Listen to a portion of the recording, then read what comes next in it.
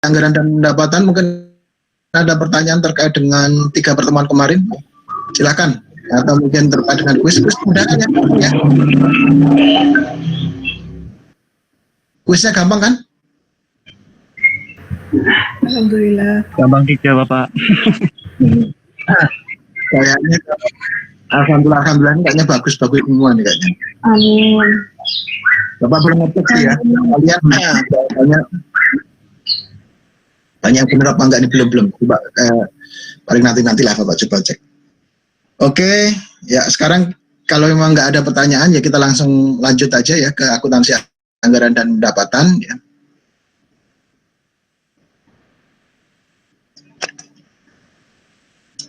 Lanjut pembelajaran ya dari materi yang diharapkan kalian mampu memahami dan menjelaskan mengenai akuntansi anggaran dan insya Allah nanti kita akan belajar ya. Selain juga akuntansi anggaran dan pendapatan ya, juga jurnal ya, jurnal anggaran dan juga ya, di situ ada jurnal sistem akuntansi instansi, ada jurnal DIPA dan juga jurnal standar pendapatan ya. Nah, kemudian di sini kalian mesti paham juga ya bahwa dalam akuntansi kita ya, kok ada 32 jumlahnya? Ada yang double ya?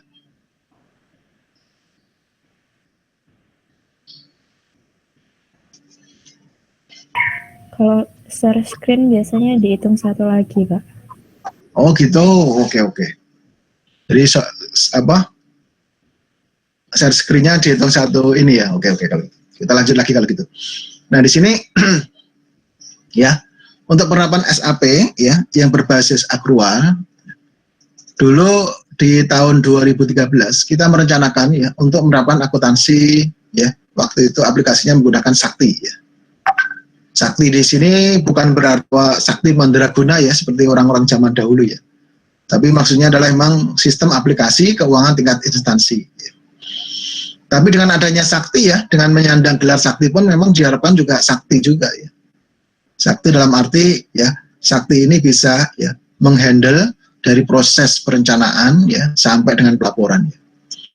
Baik itu perencanaan, penganggaran ya, kemudian pelaksanaan, komitmen ya, termasuk juga bendahara ya, pekerjaan bendahara terkait dengan modul bendahara ya. Kemudian juga modul GL dan pelaporan ditambah lagi sama SIMAK BMN ya, terkait dengan aset ya BMN dan juga terkait dengan persediaan ya. Semuanya itu diharapkan bisa ditangani langsung oleh Sakti ya. Apakah Sakti ini akan merubah ya pekerjaan dari yang sebelumnya? Sangat-sangat ya. Kenapa? Karena diharapkan dengan adanya Sakti ya, pekerjaan tersebut walaupun input di bagian perencanaan ya, tapi nanti baik dari proses pelaksanaan sampai dengan pelaporan itu semuanya bisa menginput ya, mengakses ya. Karena apa? Satu single database. Karena satu single database nggak perlu diinput ulang. Bagaimana kondisi sekarang? Kalau kondisi sekarang itu masih ada inputan ulang di tiap aplikasi ya. Sebagai contoh di materi di aplikasi terkait dengan penganggaran ada RKK DIPA ya, di sana diinput. Kemudian nanti terkait dengan pelaksanaan ya, maka nanti harus juga diinput di aplikasi pelaksanaan. Kalaupun misalnya nggak diinput bisa nggak Pak? Bisa ya, tapi dengan cara ADK ya, membawa ADK ya.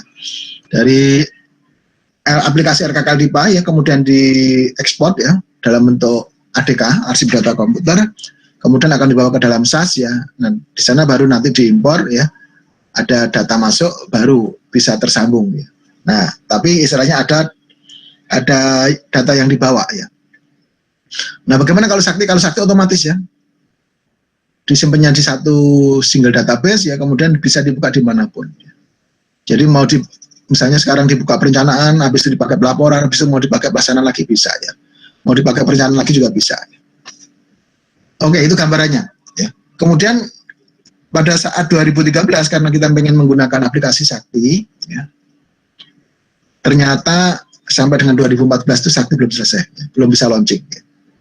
Kondisi saat ini ya itu baru launching di KL ya, dan kemudian insya Allah nanti ya diharapkan sih semua KL ya, Kementerian Negara Lembaga sampai saat ini tuh sudah yang melaksanakan adalah beberapa semua satker di lingkungan Kementerian Keuangan dan launching di beberapa KL ya. Tahun kemarin 6 KL ya. Tahun ini mungkin diharapkan bisa semuanya ya. Tapi nggak tahu ya nanti terlaksana apa tidak. Kemudian ya, karena ternyata sampai dengan 2014 belum bisa dilaksanakan dengan menggunakan sakti, maka waktu itu ya jalan keluarnya adalah kita gunakan aplikasi yang sudah ada, yaitu aplikasi yang digunakan oleh WKPA, namanya adalah aplikasi WAKPA. Ya.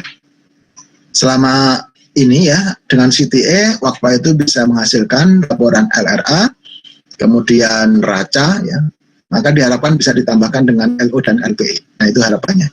Dan alhamdulillah dengan SAIBA, sistem akuntansi instansi berbasis akrual, ya, waktu itu kita untuk pelaksanaan sakti mengeluarkan PMK 213, 214, ya, 215 ya, terkait dengan jurnal, kemudian 219 tahun 2013 terkait dengan kebijakan akuntan berbasis akrual, ya. Ternyata nggak bisa, akhirnya dikeluarkan lagi PMK 270 ya, untuk penerapan SAIBA. Nah, itu gambaran sekilas terkait dengan penerapan SAP berbasis akrual antara sakti dan SAIBA. Nah, ini kalian bisa lihat ya, untuk sakti ini ya, di sini maksudnya adalah mengintegrasikan seluruh aplikasi Satker yang ada, ya. Nanti insya Allah di bagian bawah ada, ya. Kemudian digunakan oleh Kementerian Negara Lembaga dari level Satker, ya, yaitu WKPA, wilayah, WPPAW, eselon 1, ya, level Dirjen, ya, Direktorat Jenderal, ya, dan Kementerian. Kemudian tadi ya, udah Bapak singgung juga menerapkan konsep single database. Ya. Kemudian di sini punya fungsi utama yaitu penganggaran, pelaksanaan dan pertanggungjawaban anggaran. Ya. Jadi sejak proses penganggaran sampai dengan pelaporan atau pertanggungjawaban ya bisa dilakukan oleh sakti semua, di sakti semua. Kemudian sakti di sini berinterface dengan SPAN ya pada tiap tahap siklus anggaran. Misalnya di proses perencanaan mau hubungan sama SPAN bisa, di pelaksanaan mau ngajuin SPP SPM, ya, SPM ke KPPN juga bisa ya, dan seterusnya. Jadi connect lah ya. Berikutnya adalah ruang lingkup pengguna aplikasi sakti ya. Kalau sakti adalah penggunanya Kementerian Negara atau lembaga, termasuk Kementerian Keuangan ya sebagai BA 015 ya.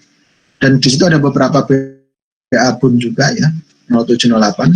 Kemudian ya di sini kalau untuk yang SPAN itu adalah yang menggunakan BUN ya, BUN pusat ya. Ya. Kemudian konsolidator BA 999. Selanjutnya lagi ya, di halaman 6 kalian bisa lihat. Nah, di situ ruang lingkup sakti ya, itu sejak modul penganggaran ya, yang sebelumnya kita gunakan RKKL DIPA.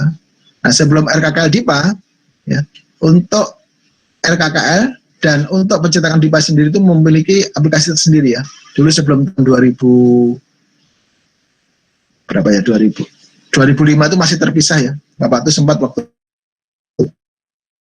pas di Direktur Anggaran waktu mengerjakan dengan menggunakan aplikasi DIPA. Waktu itu pencetakan DIPA itu ada di kewenangan Ditjen Perbendaharaan. Kemudian kalau untuk pencetakan RKKL ya dulu namanya SAPSK, Satuan Anggaran Persatuan Kerja, itu di Ditjen Ditjen Anggaran ya. Jadi Ditjen Satker mengajukan ke Ditjen Anggaran, kemudian mencetak RKKL ya, habis itu diajukan ke Perben ya, di sana dicetak DIPA-nya ya. Jadi dicetak pengesahan DIPA-nya. Ya, diajukan DIPA-nya untuk dijadikan pengesahan DIPA. Kemudian karena dianggap bahwa sini ada duplikasi ya, bukan duplikasi sebetulnya. Sebetulnya bisa digabung ya antara RKKL sama DIPA ya. Maka kemudian RKKL sama DIPA ya udah disatukan aja, yaitu dilaksanakan oleh teman-teman yang ada di Ditjen Anggaran. Maka aplikasinya pun juga digabung, yaitu namanya aplikasi RKKL DIPA. Nah, kemudian berkembang ya, ternyata dari RKKL DIPA sama aplikasi-aplikasi yang sudah existing ya, yang ada itu digabung menjadi sakti. Sebagai contoh misalnya di sini ya, untuk modul komitmen sama modul pembayaran yang ada di sakti, ya, dulunya itu merupakan produk dari SAS ya, dari SAS ya. Nah, sebelumnya juga modul bendahara yang ada di sakti itu adalah aplikasi dari Silabi ya. Jadi ada aplikasi Silabi ya yang menangani terkait dengan transaksi yang dilakukan oleh bendahara pengeluaran maupun bendahara penerimaan. Nah, untuk modul pelaporan ya, ini oleh SAIBA ya. Cuman kalau piutannya ada sebetulnya modul sendiri ya, karena di SAIBA itu juga tidak khusus mencatat terkait dengan piutang. Kemudian ada lagi modul administrasi ya, modul persediaan dulu ada aplikasi persediaan ya. Modul aset dulu ada modul ada aplikasi terkait dengan SIMAK BUMN. Nah, itu gambarannya. Jadi dari beberapa aplikasi kemudian dijadikan satu menjadi Sakti. Sampai di sini ada pertanyaan terkait dengan Sakti?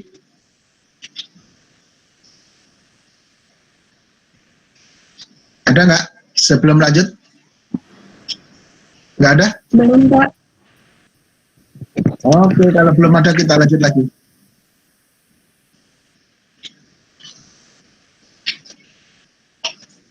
Nah, kemudian di sini ada lagi siklus akuntansi ya pada pemerintah pusat ya. Jadi kalian bisa melihat ya untuk proses ya siklus akuntansi pada pemerintah pusat ini juga sama dengan di swasta, di mana diawali dengan adanya identifikasi ya.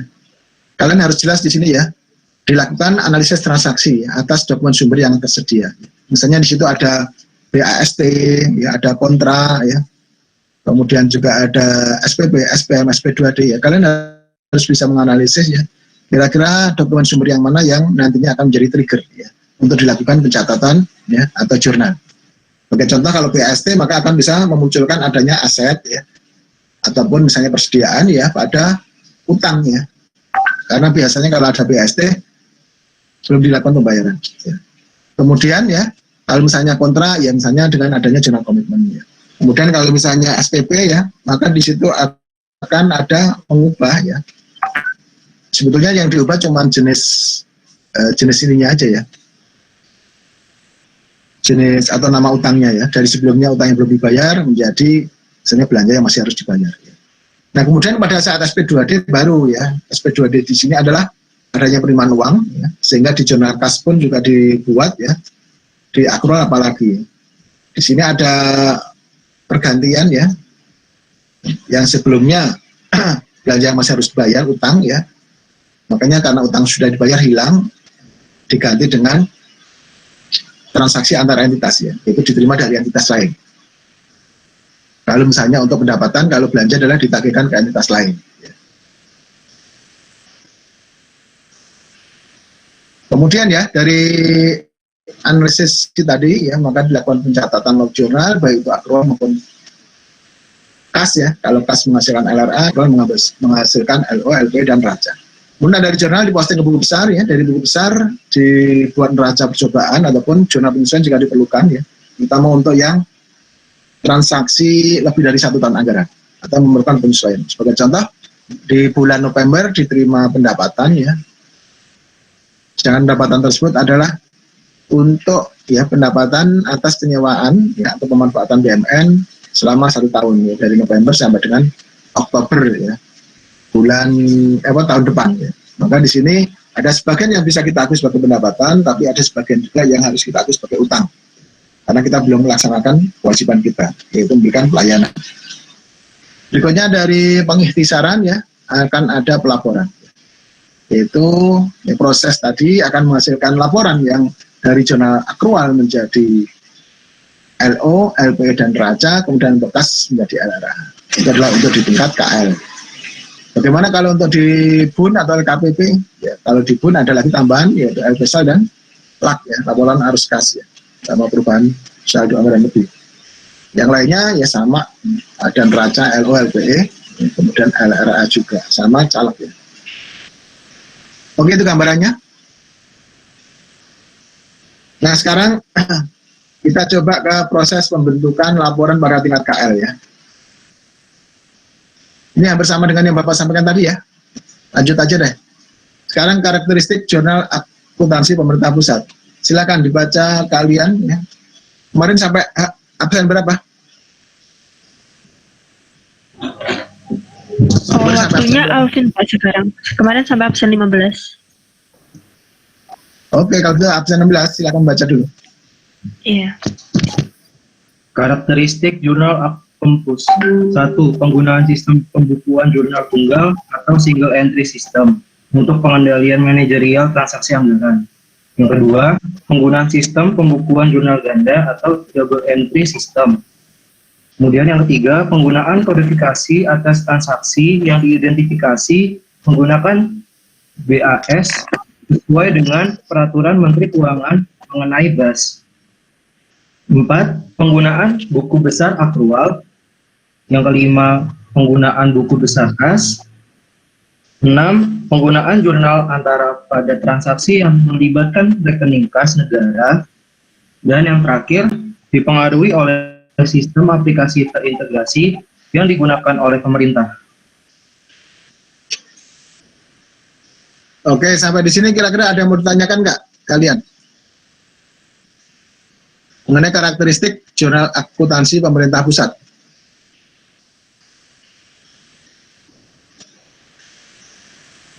Belum, Pak. Oh, belum. Kalau belum, ya silakan lanjut aja, nggak apa-apa.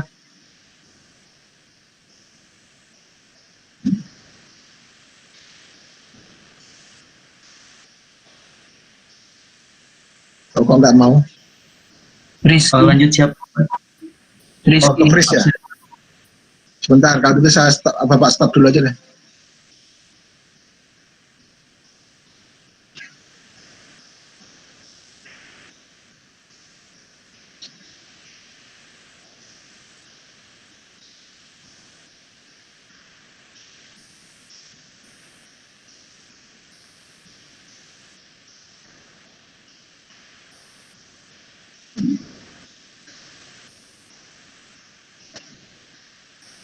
Ya, silakan. Pengertian anggaran. Oke, selanjutnya adalah pengertian anggaran dan akuntansi anggaran. Anggaran pemerintah adalah dokumen formal hasil kesepakatan antara eksekutif dan legislatif tentang belanja yang ditetapkan untuk melaksanakan kegiatan pemerintah dan pendapatan yang diharapkan untuk menutup keperluan belanja tersebut, atau pembiayaan yang diperlukan bila diperkirakan akan terjadi defisit atau surplus. Akuntansi anggaran adalah teknik pertanggungjawaban dan pengendalian manajemen yang digunakan untuk membantu pengelolaan pendapatan, belanja, transfer, dan pembiayaan. Anggaran pendapatan disebut estimasi pendapatan, yang dijabarkan menjadi alokasi estimasi pendapatan. Anggaran belanja disebut apropriasi, yang dijabarkan menjadi otorisasi kredit anggaran atau allotment. Terus, anggaran pembiayaan terdiri dari penerimaan pembiayaan dan pengeluaran pembiayaan. Oke, ini terkait dengan pengertian anggaran dan akuntansi anggaran ya. Kira-kira ada yang mau tanya nggak? Silakan. Pak, izin bertanya terkait dengan yang apropriasi yang dijabarkan menjadi otorisasi kredit anggaran atau allotment ini maksudnya gimana ya? Jadi kalau untuk apropriasi ya, itu adalah level atau pengesahan ya dari APBN yang diajukan oleh pemerintah oleh DPR ya. Jadi kalau untuk apropriasi itu masih merupakan satu gabungan ya, gabungan dari seluruh satker yang diajukan oleh pemerintah ya. Kemudian dari apropriasi tadi ya, itu dibagi-bagi ya, dibagi-bagi per satker yaitu menjadi allotment, dibagi-bagi ke dalam DIPA masing-masing satuan kerja, kementerian negara atau lembaga. Begitu juga untuk estimasi ya. Estimasi di sini adalah target ya, target yang dicanangkan ya atau diemban oleh pemerintah ya di dalam APBN ya, target pendapatan pajak berapa, pendapatan bukan pajak berapa, kemudian termasuk hibah ya, hibah yang terencana masuk di situ ya. Itu misalnya disepakati ya berapa gitu. Maka nanti dari target pendapatan yang disepakati dalam APBN kan nanti terbagi ya, dibagi-bagi ke dalam target atau alokasi estimasi yang ada di setiap satker, satuan kerja, kementerian negara atau lembaga. Nah, jadi terkait dengan estimasi ke alokasi estimasi itu adalah untuk target pendapatan. Kalau apropriasi ke allotment itu adalah untuk baku belanjanya, anggaran belanjanya. Oke, dari situ kira-kira udah bisa paham? Sudah, Pak. Terima kasih, Pak. Oke, sama-sama. Kalau itu ada yang lain, silakan kalau masih ada. Nggak ada? Kalau nggak ada bisa lanjut.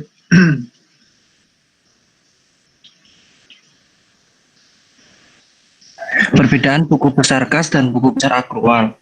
Yang pertama, buku besar kas gunanya untuk mencatat transaksi realisasi anggaran seperti estimasi pendapatan yang dialokasikan, allotment belanja, realisasi pendapatan, laporan realisasi anggaran, realisasi belanja, pengembalian pendapatan LRA, pengembalian belanja. Kemudian untuk yang buku besar akrual itu mencatat transaksi akrual seperti realisasi pendapatan LO, realisasi beban, kas di bendahara pengeluaran atau uang persediaan, terus kas di bendahara penerimaan, penyusutan dan amortisasi, penyesuaian lainnya, terus yang terakhir reklasifikasi aset. Yang kedua, menggunakan jurnal standar kas yang selama ini telah digunakan pada basis CTA yang perbedaan yang buku besar akrualnya menggunakan jurnal akrual sesuai dengan siklus akuntansi. Yang buku besar kas yang ketiga perbedaannya menghasilkan laporan realisasi anggaran ketika buku besar akrual itu menghasilkan laporan operasional atau LO, laporan perubahan ekuitas atau LPE dan neraca. Oke, jadi seperti yang sudah Bapak singgung juga ya sebelumnya, buku besar termasuk jurnal, di sini ada dua ya, jurnal akrual sama jurnal kas ya. Jurnal kas adalah untuk menghasilkan LRA, sedangkan akrual untuk menghasilkan LO, LPI, dan neraca.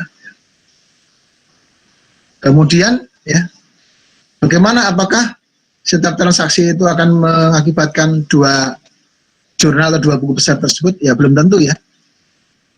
Ada memang mengakibatkan dua jurnal atau dua buku besar, tapi ada cuman salah satu. Sebagai contoh misalnya, pada saat ada penerimaan barang atau jasa ya oleh Satker, ya kemudian kita belum bisa membayar, maka di situ ya dilakukan jurnal hanya yang hanya akan menghasilkan yaitu jurnal akrual dan juga buku besar akrual. Jurnalnya apa? Ya misalnya kita mengakui adanya piutang. Di sisi lain, piutang, mengakui adanya utang ya. Di sisi lain kita juga mengakui adanya barang ya. Bisa aset tetap, bisa persediaan, bisa juga ya mengakui adanya beban ya.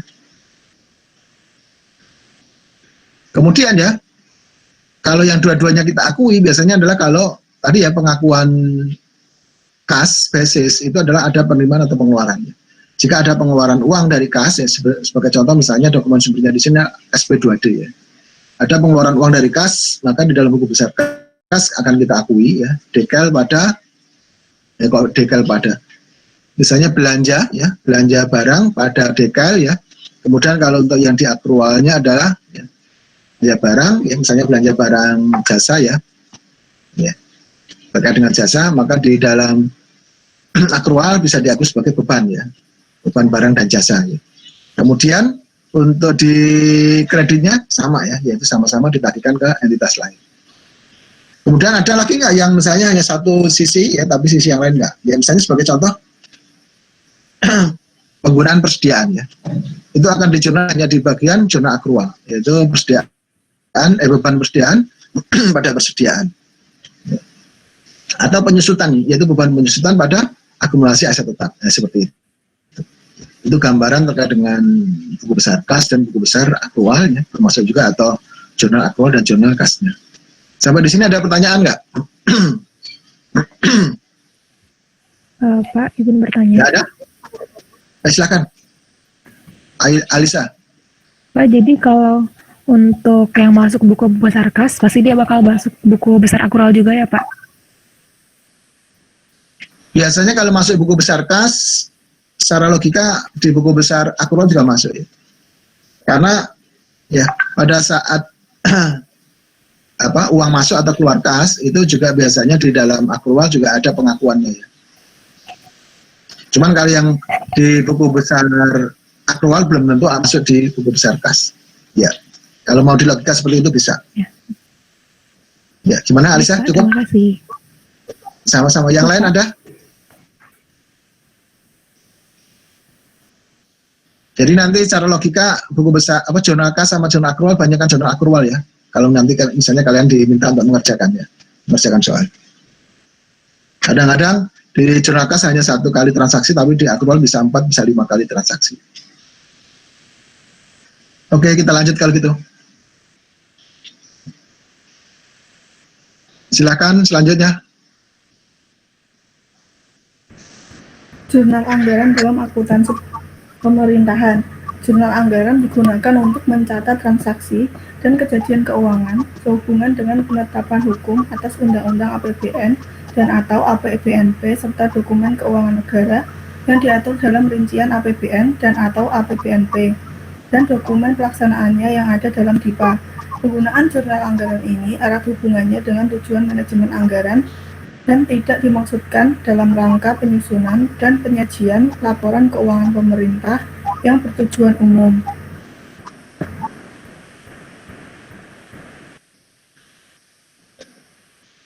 Oke, nah kalian kira-kira udah paham adanya jurnal anggaran ya. Jurnal anggaran ini sebenarnya untuk apa sih ya gitu ya. Nah, kalau jurnal anggaran ini adalah untuk Satker, itu adalah untuk ya agar ada ya alokasi anggaran di dalam LRA ya. Kan kalau misalnya kalian bisa melihat di dalam laporan realisasi anggaran ya, di sana ada uraian terkait dengan belanja apa ya, kemudian habis itu ada kolom yaitu alokasi anggaran ya, anggaran ya. Kalau misalnya dianggarkan belanja pegawai itu 1 miliar ya, maka di sana akan muncul ya anggaran untuk belanja pegawai adalah 1 miliar ya. Kemudian ya kalau untuk realisasi nanti diambilnya dari mana, yaitu jurnal realisasi ya. Misalnya nanti pada saat ada belanja barang, belanja modal dan seterusnya. Cuma nanti di dalam PMK 212 jurnal anggaran itu ternyata juga katanya di situ juga jurnal akrual ya, nanti kita lihat aja ya. Selanjutnya silakan lagi dibaca nomor urut berikutnya. Berdasarkan transaksi dan kejadian keuangan, jurnal anggaran sesuai PMK 212 PMK 05 tahun 2019 terdiri dari yang pertama jurnal anggaran untuk APBN dan atau APBNP, yang kedua jurnal anggaran untuk DIPA, dan terakhir jurnal anggaran untuk komitmen belanja dan atau pengeluaran pembiayaan. Oke ya. Di sini untuk jurnal anggaran ya, kalau di PMK yang lama 215 itu dulu hanya dikenalkan untuk 2 aja ya, yaitu jurnal anggaran untuk APBN, ya jurnal anggaran untuk DIPA. Nah, kalau dulu jurnal komitmen itu disebut jurnal komitmen sendiri ya. Nah, ternyata di kondisi sekarang ada lagi tambahan yaitu jurnal anggaran untuk komitmen belanja atau pengeluaran pembiayaan. Ya nanti, kalau jurnal anggaran, berikutnya nggak ada, udah Bapak terangkan di sini aja deh ya. Kalau tadi untuk jurnal anggaran untuk APBN udah Bapak singgung ya, yaitu pada saat APBN diajukan oleh pemerintah, disetujui oleh DPR, maka di jurnal. Ya. Kemudian jurnal anggaran untuk DIPA adalah yaitu pada Satker menerima DIPA ya dari alokasi, misalnya KL ya diberikan pada Satker. Nah di situ mestinya Satker juga langsung mengeksekusi ya, yaitu menyatakan ada penerimaan DIPA, di mana nanti di dalam LRA dia ya ada alokasi anggarannya. Kemudian ada lagi yaitu jurnal anggaran untuk belanja dan atau pengeluaran pembiayaan. Jurnal anggaran untuk komitmen belanja, ya, di sini namanya adalah komitmen ya. Komitmen itu janji, ya, sama seperti kalau kalian ada yang sudah berjanji untuk mau menikah gitu ya. Atau kalau enggak nih Bapak Ibu kalian ya sudah punya komitmen untuk berjanji menikah dan kemudian menikah ya, dan kemudian punya anak kalian ya. Pada saat kalau misalnya suami istri itu ya sudah menikah ya punya komitmen, kira-kira boleh nggak salah satunya melirik atau menerima lamaran orang lain? Tidak. Terutama yang cewek itu kalau misalnya nggak ada kan ya nggak boleh. Begitu juga di dalam zona anggaran untuk komitmen belanja di sini. Jadi apabila anggaran kita sudah dikomitmenkan untuk melakukan pembayaran ya, misalnya suatu belanja ya, atau pengeluaran yang lain, maka di sini tidak boleh digunakan untuk kegiatan yang lain lagi. Sebagai contoh misalnya seperti ini. Alokasi anggaran kita adalah 10 miliar ya. Kemudian 1M ya kita sudah buat perikatan dalam bentuk kontrak dengan pihak ketiga ya. Misalnya di sini kita melakukan perikatan kontrak dengan penyedia untuk melakukan belanja pemeliharaan ya. Atau misalnya pembelian barang atau jasa ya. Nah, dengan CV Sejahtera. Nah, pada saat ya dilakukan komitmen perikatan kontrak dengan PT Sejahtera, maka otomatis anggaran kita sudah langsung diikat senilai berapa 1 miliar, sehingga dari 10 miliar dikurangi 1 miliar yang bisa digunakan untuk kegiatan lain hanya 9 miliar. Terus kapan Pak untuk jurnal komitmen tadi itu misalnya hilang? Nah hilangnya adalah pada saat pihak CV Sejahtera tadi mengajukan tagihan ya, dia sudah menyelesaikan pekerjaannya, barang atau jasanya sudah kita terima, kemudian dia mengajukan tagihan. Pada saat dia mengajukan tagihan, apabila jurnal komitmen tadi tidak kita lepas iketannya, maka tidak akan bisa dikurangi, ya, tidak akan bisa ambil dananya. Maka di sini harus kita keluarkan dulu iketannya. Ya, kita longgarin iketannya, habis itu kita bayarkan ke CV Sejahtera. Logikanya seperti itu ya untuk jurnal komitmen. Kira-kira ada pertanyaan nggak? Pak, izin bertanya. Nggak ada? Izin bertanya, Pak. Silakan. Kalau misal ada Ya. di komitmennya diatur keadaan kahar, tetap tidak boleh, Pak, digunakan untuk kegiatan lain. Komitmen apa? Dalam komitmennya terdapat pasal yang menyatakan bahwa keadaan kahar. Kalau memang mau dalam kondisi keadaan kahar, Iya. ya maka mestinya ya kontraknya dulu yang dibatalkan. Oh, harus Kalau melalui memang pembatal- kontraknya nggak jadi, batal, ya maka ya harusnya komitmennya juga dihilangkan. Kan harus ada dokumen sumbernya. Jadi gini, kalian tuh kalau misalnya nanti menjadi operator ya di unit akuntansi kuasa pengguna anggaran WKPA, maka kalian jangan misalnya langsung ya dengan melihat kondisi yang ada kemudian langsung melakukan jurnal. Nggak bisa ya, nggak boleh. Jurnal yang kalian buat itu harus ada dokumen sumbernya. Ya, sebagai contoh tadi udah Bapak singgung, dokumen sumber bisa jadi BAST. BAST apa? Berupa berita acara ya. Ada kertas tertulis, ada berita acara serah terima yang dibuat oleh pimpinan Satker kita PPK misalnya dengan pihak 3 ya. Itu menjadi dasar untuk dilakukan jurnal. Yang kedua, misalnya pada saat terbit SPP, apakah ada SPP-nya? Ada, harus ada SPP-nya. Kalau nggak ada SPP-nya jangan dibuat jurnal. Berikutnya adalah SPM. Kalau SPM tidak. Kenapa? Karena SPM bukan menjadi trigger untuk dilakukan pencatatan. Kemudian yang berikutnya adalah misalnya SP2D. Sudah keluar SP2D, maka kalian harus mencatat.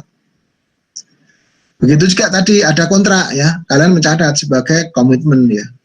Nah berikutnya pada saat kontrak itu batal gimana? Ya harus ada pembatalan dulu ya. Kan harus ada pembatalan yang nggak bisa secara sepihak, harus kedua belah pihak. Kalau misalnya sepihak aja kan zolim namanya ya. Cuman pembatalan itu kan usulnya bisa dari pihak kita, bisa juga dari pihak 3 ya. Nah setelah ada dokumen sumber tersebut, pembatalan kontrak, baru nanti kalian buka komitmennya ya, dipakai untuk kegiatan yang lain. Ya, logikanya gitu ya Monika ya. Iya, Jelas? baik Pak. Terima kasih, jelas. Ada lagi yang lain silakan kalau mau tanya. Nggak ada? Kalau nggak ada kita lanjut.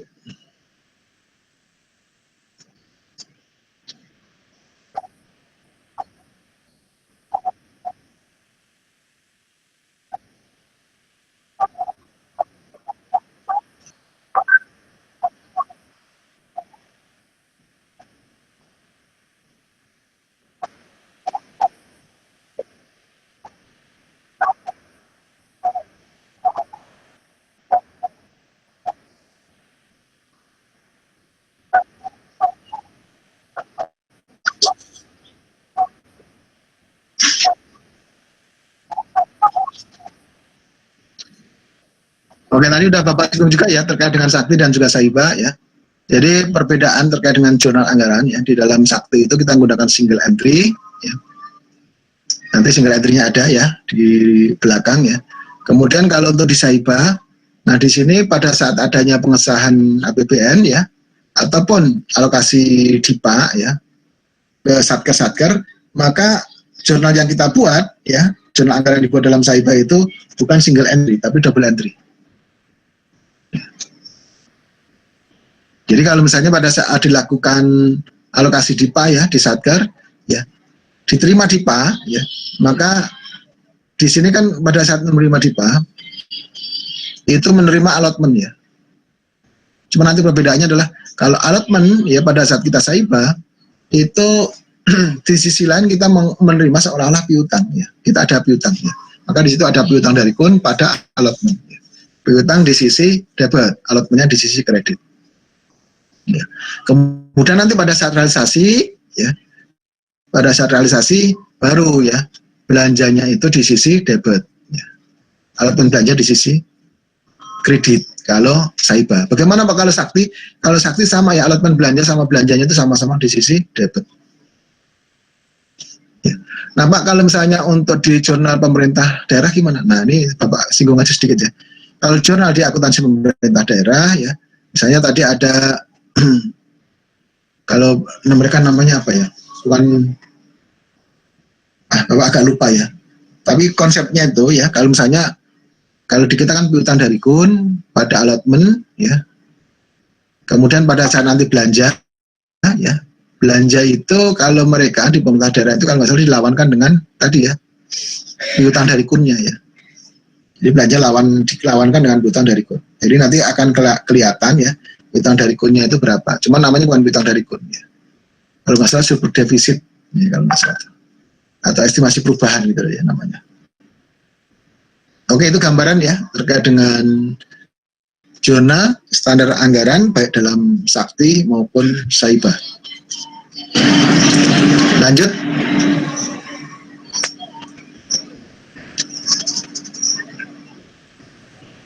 Silakan dibaca nomor absen berikutnya. Selanjutnya adalah pencatatan estimasi dan apropriasi APBN menurut PMK 212 PMK 05 tahun 2019. Ini buku besar kas atau akrual. Yang pertama adalah estimasi pendapatan pajak ditulis pada kredit. Yang kedua, ada estimasi pendapatan bukan pajak, kredit juga, dan estimasi pendapatan hibah ditulis pada kredit. Untuk apropriasi belanja dan apropriasi transfer ke daerah dan dana desa termasuk debit. Untuk estimasi penerimaan pembiayaan dalam negeri dan estimasi penerimaan pembiayaan luar negeri ditulis di kredit. Dan untuk apropriasi pengeluaran pembiayaan dalam negeri dan apropriasi pengeluaran pembiayaan luar negeri ditulis di debit.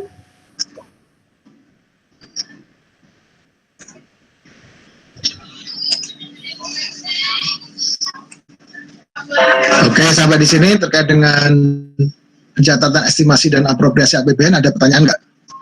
Kalau nggak Bapak jelaskan sedikit ya.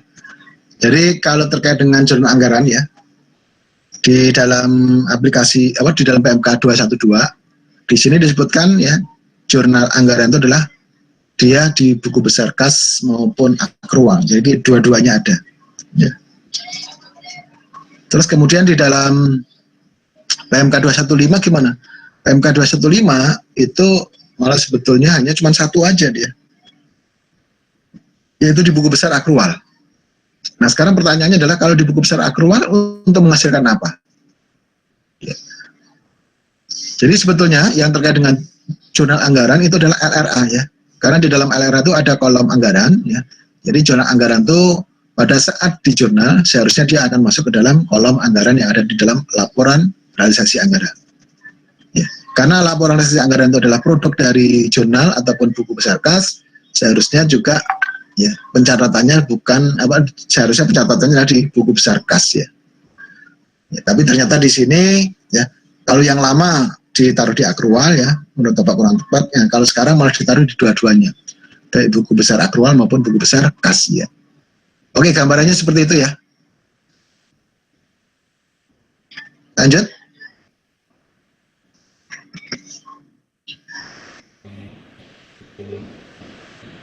Selanjutnya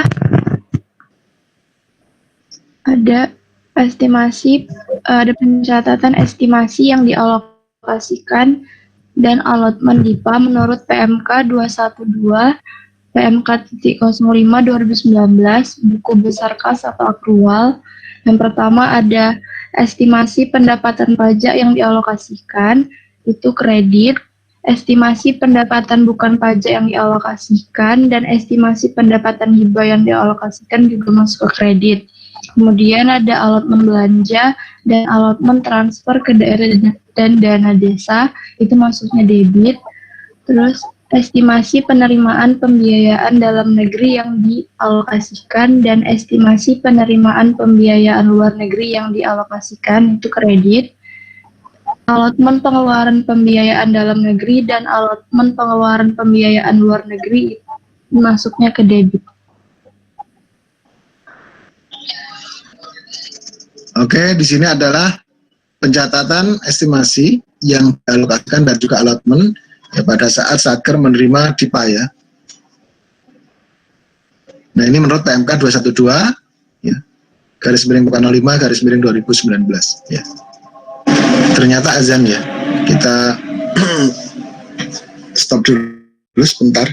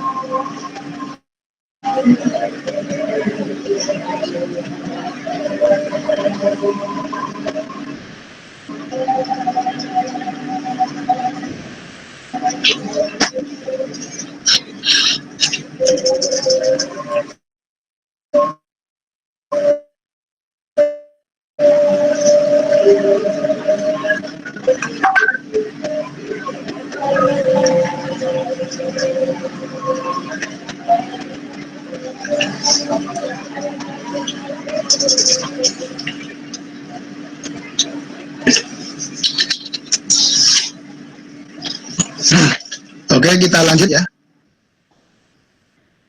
Silakan dibaca lagi untuk nomor absen berikutnya. Ya Pak, jurnal anggaran untuk komitmen belanja dan atau pengeluaran pembiayaan. Jurnal anggaran untuk komitmen belanja dan atau pengeluaran pembiayaan digunakan untuk mencatat transaksi dan kejadian keuangan sehubungan dengan komitmen entitas akuntansi dan atau entitas pelaporan pemerintah atas belanja dan atau pengeluaran pembiayaan pemerintah. Jurnal anggaran untuk komitmen belanja dan atau pengeluaran pembiayaan tidak dimaksudkan dalam rangka penyusunan dan penyajian laporan keuangan pemerintah yang bertujuan umum, melainkan untuk tujuan manajemen anggaran dan pengelolaan kas dalam memperhitungkan ketersediaan dana.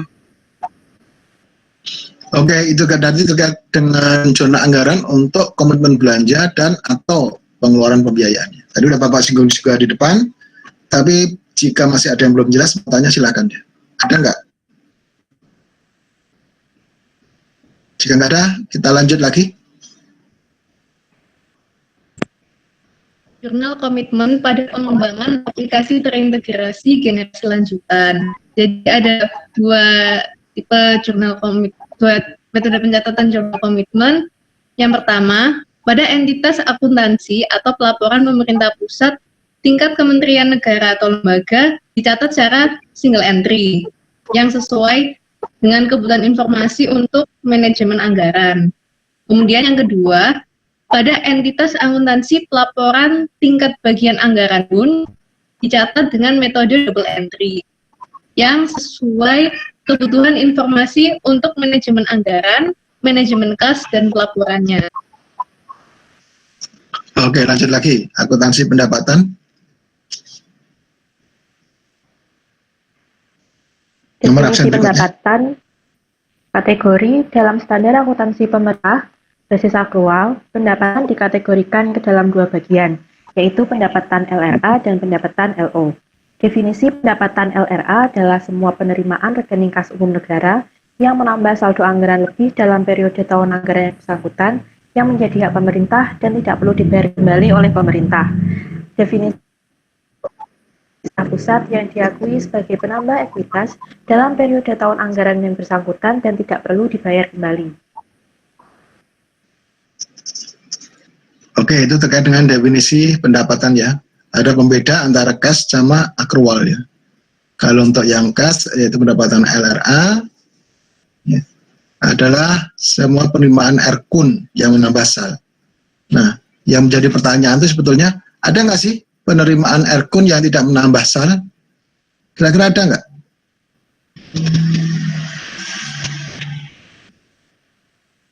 Penerimaan rekening kas umum negara, tapi tidak menambah sal. Ada nggak? Ya, siapa yang mau jawab?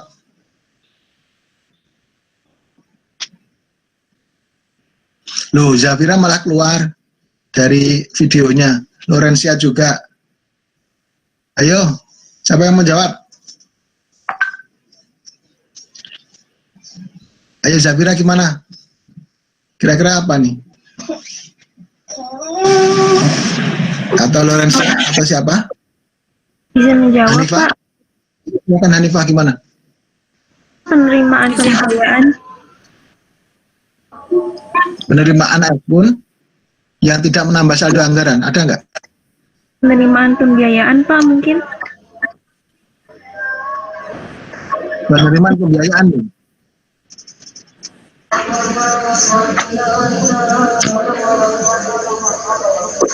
Penerimaan pembiayaan itu nanti kalau misalnya sisa ada, kayaknya bisa deh ya.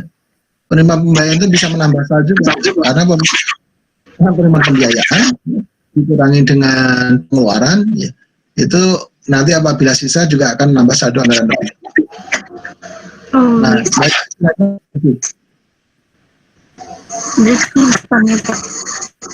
nah, gimana hari Pak? Udah? Yang lain ada? Izin menjawab, Pak. Ya silakan, Lorencia.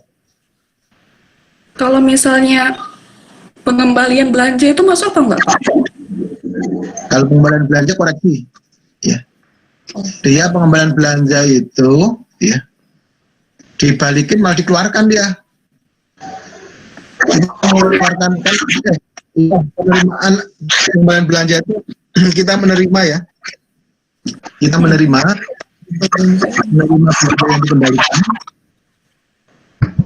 Itu nanti tergantung dia di tahun anggaran berjalan atau tahun anggaran yang lalu.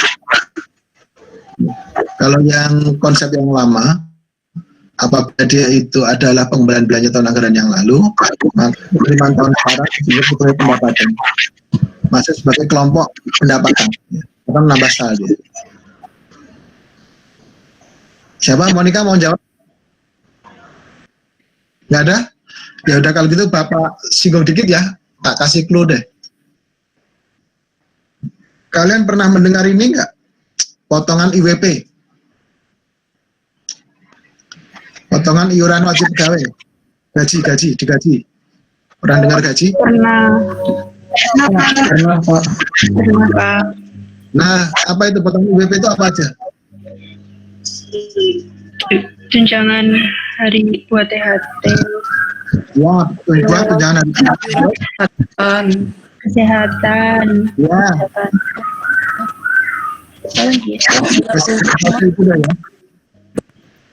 Pada saat ada potongan, ya, ada potongan untuk tunjangan hari tua atau jaminan kesehatan, itu ada uang masuk ke kas negara nggak?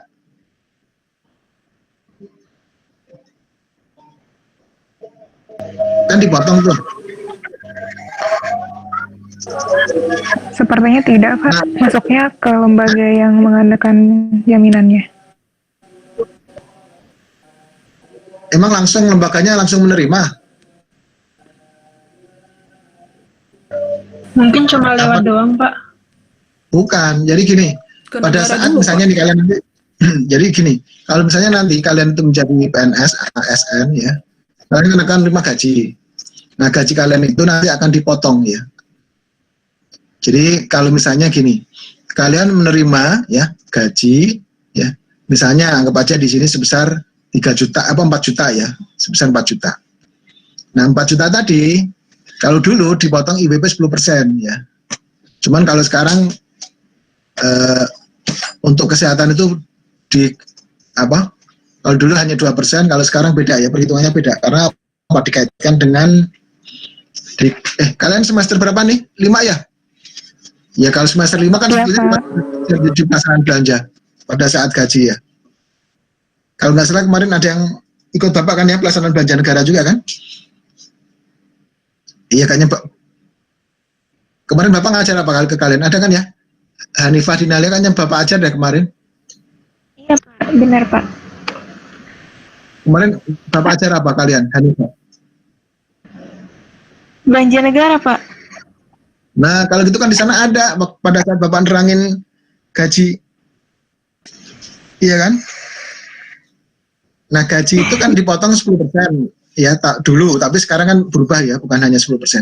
Nah, yang 2% dulu untuk BPJS ya sekarang berbeda ya. Nanti ada kaitannya dengan tunjangan kinerja juga.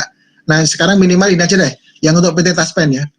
PT Taspen kan ada itu ya, yaitu tunjangan hari tua dan untuk pensiun. Nah, pada saat ya kalian tuh nanti menerima gaji, maka untuk potongan yang PT Taspen tadi, yaitu sama negara langsung dipotong. Ya. Pada saat dipotong tuh apakah langsung dimasukkan ke rekening PT Taspen? Enggak, masih di kas negara. Jadi karena kita itu menganut azas bruto, maka gaji itu dikeluarkan semua. Misalnya kalian menerima gaji satu orangnya misalnya 4 juta ya, maka dikeluarkan 4 juta.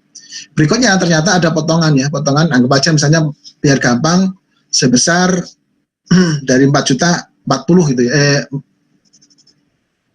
4 juta kalau 10% 400 ya, anggap aja 200 deh ya, ada potongan 200 ya, ada potongan 200.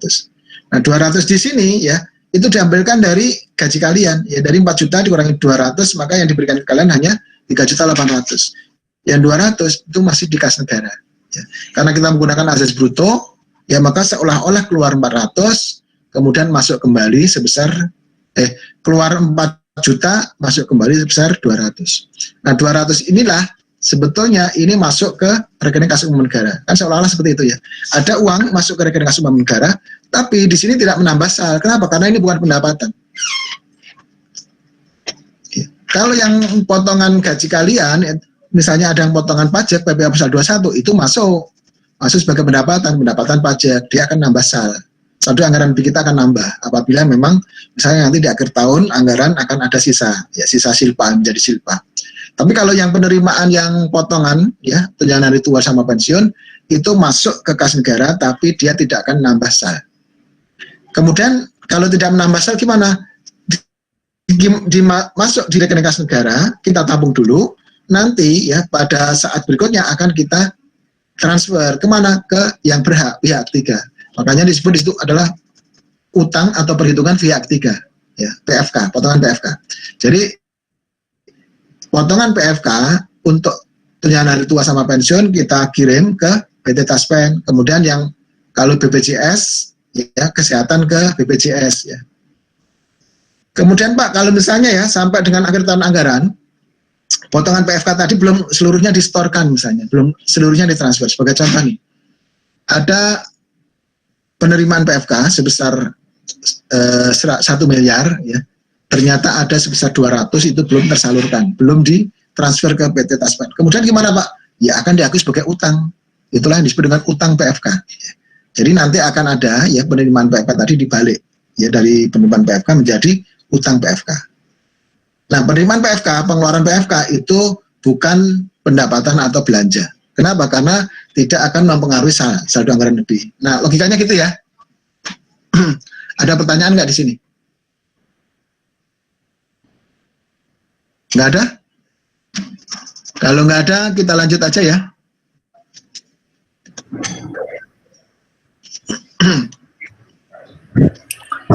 Selanjutnya, klasifikasi pendapatan pemerintah pusat. Yang pertama ada pendapatan perpajakan. Pendapatan perpajakan adalah semua pendapatan yang berasal dari pemungutan pajak, baik pajak dalam negeri maupun pajak perdagangan internasional. Kemudian yang kedua, pendapatan negara bukan pajak adalah seluruh pendapatan pemerintah pusat yang tidak berasal dari perpajakan. Dan yang ketiga, pendapatan hibah. Pendapatan hibah adalah penerimaan negara atau daerah dalam bentuk devisa yang dirupiahkan, rupiah, barang, jasa, dan atau surat berharga yang berasal dari pemerintah negara asing, badan atau lembaga asing, badan atau lembaga internasional, pemerintah lain, badan atau lembaga dalam negeri, atau perseorangan yang tidak perlu dibayar kembali. Oke, itu terkait dengan klasifikasi pendapatan pemerintah pusat ya. Jadi kita klasifikasikan menjadi 3 ya, pajak, PNBP dan hibah ya. Kalau dulu ya pada saat era lama kan cuma pajak dan bukan pajak ya. Jadi bukan PNBP tapi langsung pajak dan bukan pajak. Tapi kalau untuk kondisi sekarang ya hibah ini disendirikan ya. Sehingga pajak, PNBP dan hibah. Lanjut. Yang selanjutnya yaitu akuntansi pendapatan. Pendapatan diklasifikasikan menurut sumber dan jenis pendapatan. Akuntansi pendapatan dilaksanakan berdasarkan asas bruto, yaitu dengan membukukan penerimaan bruto dan tidak mencatat jumlah netonya setelah dikompensasikan dengan pengeluaran. Pengakuan. Pendapatan LRA diakui dengan menggunakan basis kas. Pendapatan LO diakui dengan menggunakan basis akrual. Perbedaan basis akuntansi tersebut mengakibatkan perbedaan titik pengakuan pendapatan antara keduanya. Dalam hal BLU, pendapatan diakui dengan mengacu pada peraturan perundang-undangan yang berlaku. Oke, ini terkait dengan akuntansi pendapatan ya. Tadi udah Bapak singgung ya, azas yang kita gunakan ya untuk belanja atau pendapatan yaitu azas bruto ya. Azas bruto, jadi di sini tidak boleh melakukan kompensasi ya. Sebagai contoh kalau misalnya tadi ada belanja ya, kemudian ada belanja itu di dalamnya ya ada pendapatan ya. Karena ada pendapatan, misalnya pendapatan pajak itu ya. Maka di sini tidak boleh ya, misalnya anggap aja ya 4 juta tadi ada pajaknya itu 100.000 ya. Kita tidak boleh memberikan langsung 3.900.000 ya. Jadi pengeluaran kita 3.900.000 ya. Nggak usah dihitung pajaknya, udah langsung kita kompensasikan aja. Nggak boleh ya. Tetap kita anggap bahwa pengeluaran kita adalah 4 juta ya. Kemudian kalau misalnya ada penerimaan pajak di dalamnya gimana? Ya kita akui juga ada penerimaan pajak ya. Sehingga 4 juta dikurangi dengan 100 ya sebetulnya yang kita berikan adalah 3.900.000 ya, seperti itu. Gitu juga kalau misalnya nanti bendara pengeluaran ya, kalau misalnya kalian menjadi bendara pengeluaran, pada saat kalian melakukan pembelanjaan ya kepada pihak ketiga, maka nilai yang kalian tulis di dalam kwitansi adalah nilai keseluruhan ya, yaitu nilai harga barang ditambah dengan PPN. PPh boleh nggak dimasukkan? Kalau PPh memang nggak boleh, karena PPh itu dipotong ya, dipotong dari keuntungan yang didapat oleh perusahaan. Jadi kalau misalnya harga barang 4 juta yang bisa ditambahkan 10% yaitu PPN-nya jadi 4.400.000 ya. PPh-nya boleh nggak tambahkan? Nggak boleh ya. Jadi yang ditulis dalam kwitansi adalah 4.400.000. Nah itu adalah alias bruto. Ya. Sampai di sini ada pertanyaan nggak? Kalau nggak ada kita lanjut. Selanjutnya yaitu pengakuan pendapatan LRA. Menurut PSHP 02 paragraf 21, IPSHP 02 dan Bultek 23, pendapatan LRA pemerintah pusat dapat diakui pada salah satu titik berikut ini. Yang pertama, pada saat kas atau utang telah diterima pada RKUN.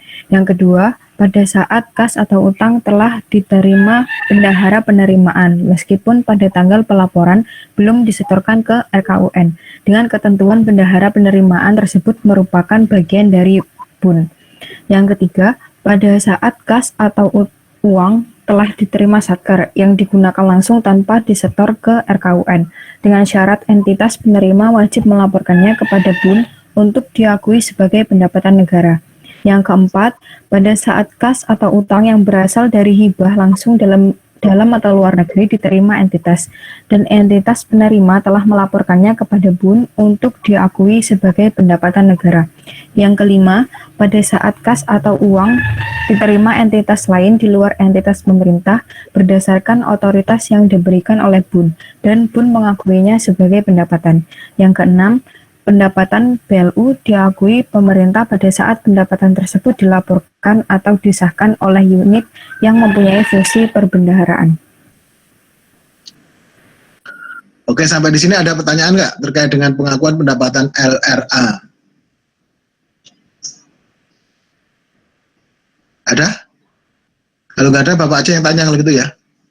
Kira-kira kita itu menggunakan yang mana tuh?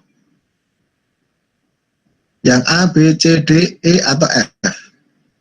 Atau semuanya?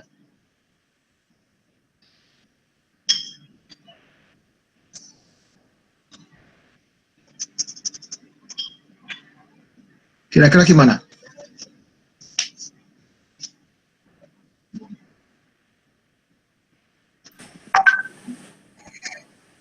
Ya, ada yang mau tanya, mau jawab? Tergantung jenis satkernya mungkin, Pak. Misalnya yang F kan nggak semua satker itu BLU. Iya, jadi kalau untuk F itu memang hanya untuk BLU ya. Jadi apabila BLU, dia itu akan diakui sebagai pendapatan, yaitu pada saat dilaporkan atau disahkan oleh unit yang mempunyai fungsi perbendaharaan.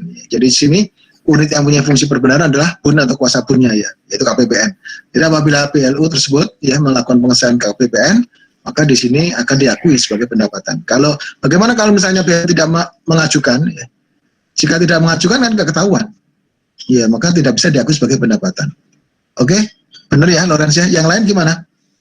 Kalau poin B itu dia pakai nggak sih poin B? Sepertinya enggak, Pak. Ya, poin B kayaknya enggak ya. Kenapa? Karena kita itu bendahara penerimaan itu bukan dianggap sebagai bagian dari BUN.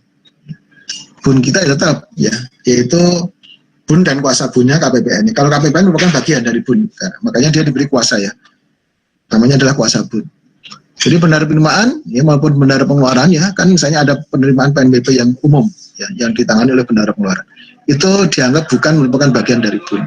Karena tidak dianggap sebagai bagian dari BUN, maka di sini ya pada saat ada penerimaan diterima oleh mereka itu belum diakui sebagai pendapatan LRA. Maka kalau LRA nggak dianggap, kalau di akrual gimana? Udah bisa. Kalau di akrual kan kita bukan melihat kepada kas masuk sama kas keluar, ya. Tapi yang dilihat adalah hak yang muncul atau timbul, ya. Sedangkan kalau misalnya untuk poin B itu adalah kasnya bendahara dianggap merupakan bagian dari kasnya BUN, kan logikanya seperti itu. Nah itu memang di kita enggak ya. Jadi kita menggunakannya adalah poin A, yaitu pada saat secara umum ya kas diterima di RKUN ya.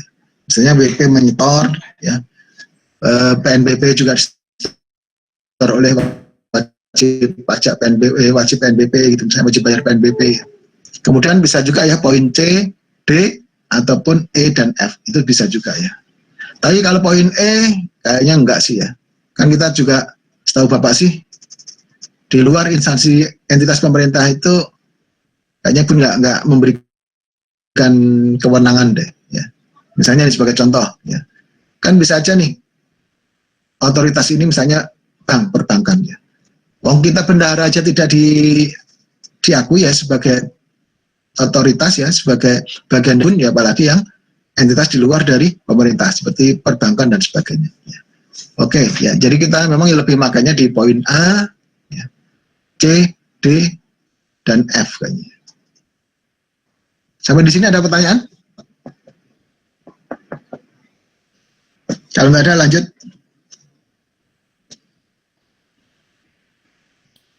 Selanjutnya adalah pengakuan pendapatan LO. Pendapatan LO diakui ketika timbulnya hak atas pendapatan. Secara umum, pengakuan pendapatan LO menurut PSAP 12 adalah sebagai berikut.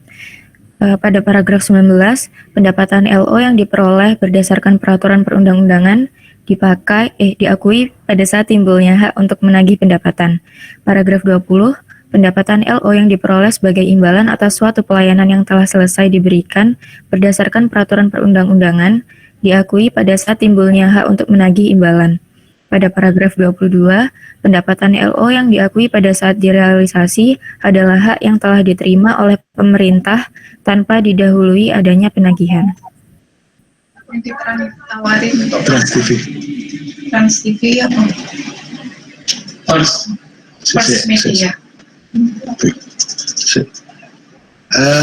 Jadi untuk pendapatan LO ya sesuai dengan PSAP 12 ya, di sini ya pengakuannya ya itu ada 3 ya sesuai dengan PSAP 12-nya ya. Pertama adalah pada saat munculnya hak untuk menagih. Kalau pada saat munculnya hak untuk menagih itu kapan digunakan ya? Ya di sini apabila kita sudah selesai melakukan suatu kalau timbulnya hak untuk menagih ini misalnya sebagai contoh pajak nih ya. Apabila kita menggunakan yang official assessment ya, biasanya kita akan menggunakan yang ini ya. Jadi akan mengaku adanya piutang ya, piutang pada pendapatan ya. Kemudian kalau misalnya poin B ya, di sini adalah apabila kita sudah selesai melaksanakan pelayanan ya, terus kemudian langsung ya juga memiliki ada timbul hak. Ini biasanya untuk PNBP ya. Kemudian untuk yang poin C ya, di sini tanpa didahului ya adanya penagihan. Ya sebagai contoh kalau misalnya mereka itu langsung bayar ke rekening kas umum negara ya. Pada saat mereka langsung bayar ke rekening kas umum negara, maka di sini ya ada langsung tidak melalui piutang ya. Ya, misalnya kita menjurnal dengan diterima dari entitas lain pada pendapatan. Nah, ini gambaran terkait dengan perbedaan adanya pengakuan pendapatan LO. Nah, nanti untuk di PMK 212 ya sama PMK 225 ya 2019 itu ada sedikit perbedaan ya terkait dengan yang dicantumkan di PMK 212 sama 225. Ya, insya Allah nanti akan kita bahas di belakang ya. Ada pertanyaan nggak di sini?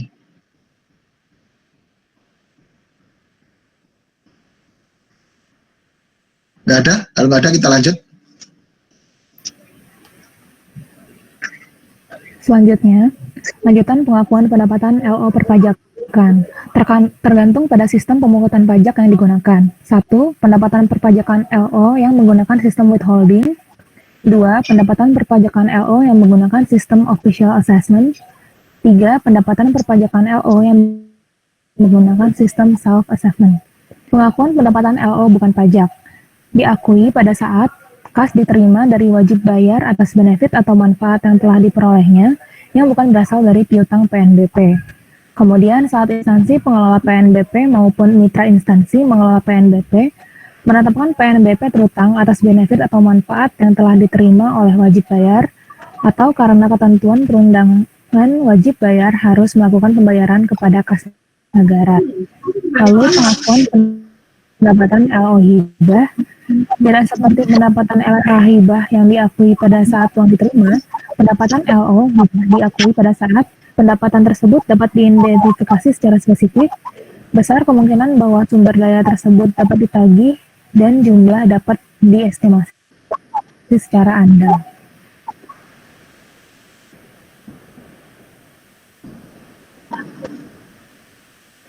Oke, disebut dengan official assessment ya.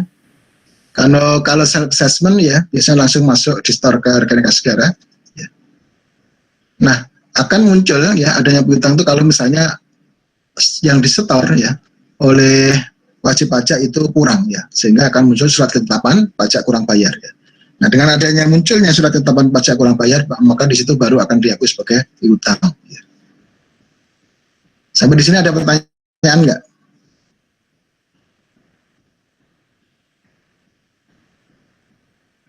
Nggak ada? Kalau nggak ada sih kita lanjut aja. Kalau tadi itu pengukuran pendapatan LRA.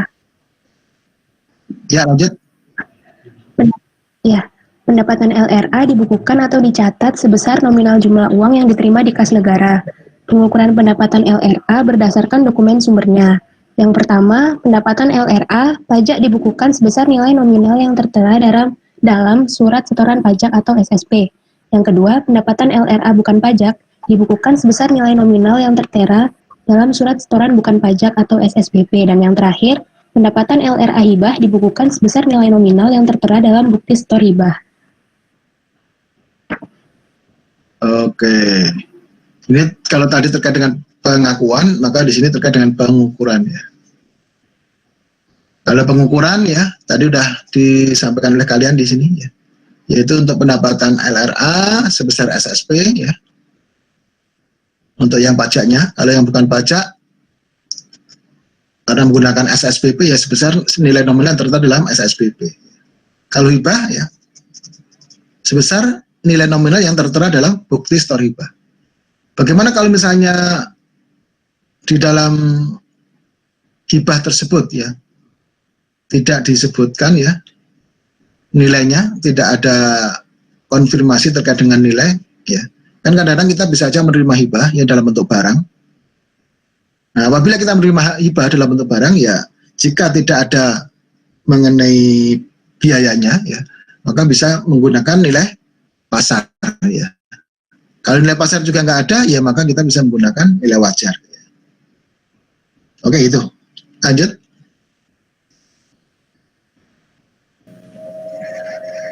Kedua, pengukuran pendapatan LO. Pendapatan LO diakui secara bruto sebesar hak pemerintah atas pendapatan dan tidak mencatat jumlah netonya setelah dikompensasikan dengan pengeluaran. Pendapatan hibah LO diukur sebagai berikut. Menurut PMK nomor 219 tahun 2013 diubah dengan PMK 224 tahun 2016. Pendapatan hibah dalam bentuk kas dicatat sebesar nilai kas yang diterima. Pendapatan hibah dalam bentuk barang atau jasa atau surat berharga yang menyatakan nilai hibah dicatat sebesar nilai nominal pada saat terjadinya penerimaan hibah. Pendapatan hibah dalam bentuk barang, jasa, atau surat berharga yang tidak menyatakan nilai hibah dilakukan penilaian berdasarkan 1. Biayanya, 2. Harga pasar, atau 3. Perkiraan atau taksiran harga wajar. Oh ya, tambahan tadi ya, yang Bapak sampaikan tadi pas di depan ya terkait dengan biayanya, harga pasar sama perkiraan atau taksiran wajar itu adalah pengukuran pendapatan jika ini menggunakan LO yang akan tersajikan di dalam LO dan juga neraca ya. Bagaimana Pak kalau untuk LRA? Karena LRA itu adalah basis kas ya. Karena basis kas itu hanya akan mengakui adanya penerimaan jika uang masuk dan pengeluaran jika ada uang keluar dari kas negara. Maka karena hibah tadi kalau misalnya dalam bentuk barang ya, maka tidak akan diakui sebagai pendapatan ya, ataupun ya sebagai pendapatan. Kalau dalam bentuk uang gimana? Kalau dalam bentuk uang kan ada uang masuk ya. Kalau ada uang masuk maka bisa diakui di situ ya. Oke, lanjut lagi zona standarnya.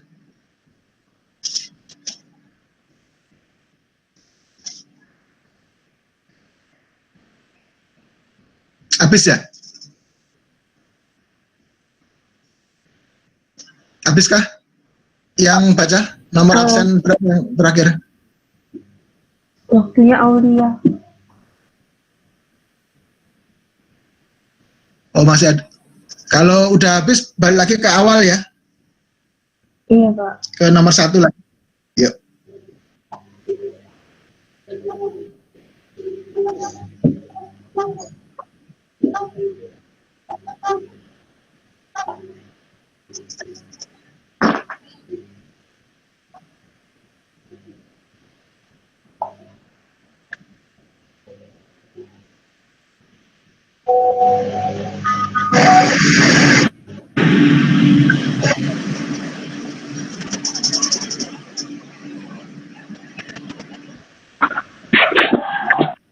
Tes.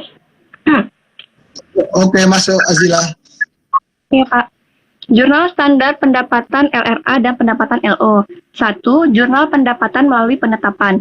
Saat timbulnya piutang, hak atas pendapatan, pelunasan piutang pendapatan. Yang kedua, jurnal pendapatan tanpa didahului piutang, yaitu ada diterima melalui bendahara penerimaan dan diterima melalui erpun. Yang ketiga, jurnal pendapatan hibah, yaitu jurnal pendapatan hibah terencana bentuk uang atau kas, dan jurnal pendapatan hibah langsung dalam bentuk uang kas dan dalam bentuk barang, jasa, atau surat berharga.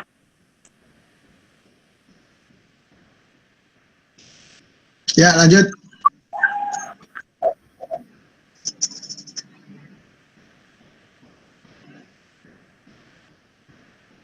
Habis Azila siapa?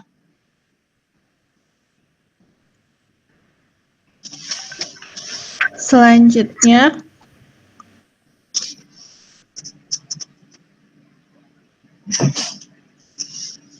Ya, siapa? Aulia ya? Bukan? iya, Pak Aulia. Ya, silakan. Selanjutnya, jurnal pendapatan melalui penetapan. Yang pertama, saat timbul piutang pendapatan atau hak pendapatan. Jurnal kasnya no entry, kemudian jurnal akrualnya piutang pendapatan LO pada debit dan pendapatan LO pada kredit. Kemudian yang kedua, saat diterima pelunasan piutang pendapatan, jurnal kasnya diterima dari entitas lain pada debit dan pendapatan LRA pada kredit. Kemudian di jurnal akrual diterima dari entitas lain debit, piutang pendapatan LO kredit. Catatan, untuk PNBP dari potongan SPM, saat validasi SPP diakui hak pendapatan, yaitu akun piutang bukan pajak. Sedangkan saat SP2D diakui pelunasan piutang PNBP. Di sini udah jelas ya. Jadi kalau untuk di pemerintah pusat ini kan hampir sama dengan di swasta juga ya. Yaitu ada pengakuan adanya piutang ya, pada pendapatan ya. Kemudian pada saat pelunasan ya. Cuman kalau di swasta kan kas ya pada piutang ya. Nah, cuman karena di sini sebetulnya ada yang menerima adalah pihak kuasa pun ya, maka di sini adalah diterima dari entitas lain pada piutang pendapatan. Kemudian siapa yang menerima kasnya? Yang menerima kas adalah kuasa pun. Ya. Maka nanti di kuasa pun akan menjurnal yaitu kas ya seharusnya pada diterima dari entitas lain. Tapi di dalam PMK 212 yang digunakan bukan istilah diterima dari entitas lain, tapi ditagihkan ke entitas lain. Ya. Oke, itu gambarannya ya. Ada pertanyaan nggak di sini?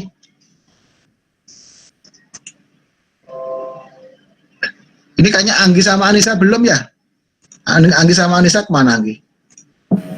Sudah, Pak. Sudah, Pak, tadi. Sudah, Oh, udah ya? Oke, kalau gitu. Sudah. Kalau gitu lanjut ke nomor absen berikutnya.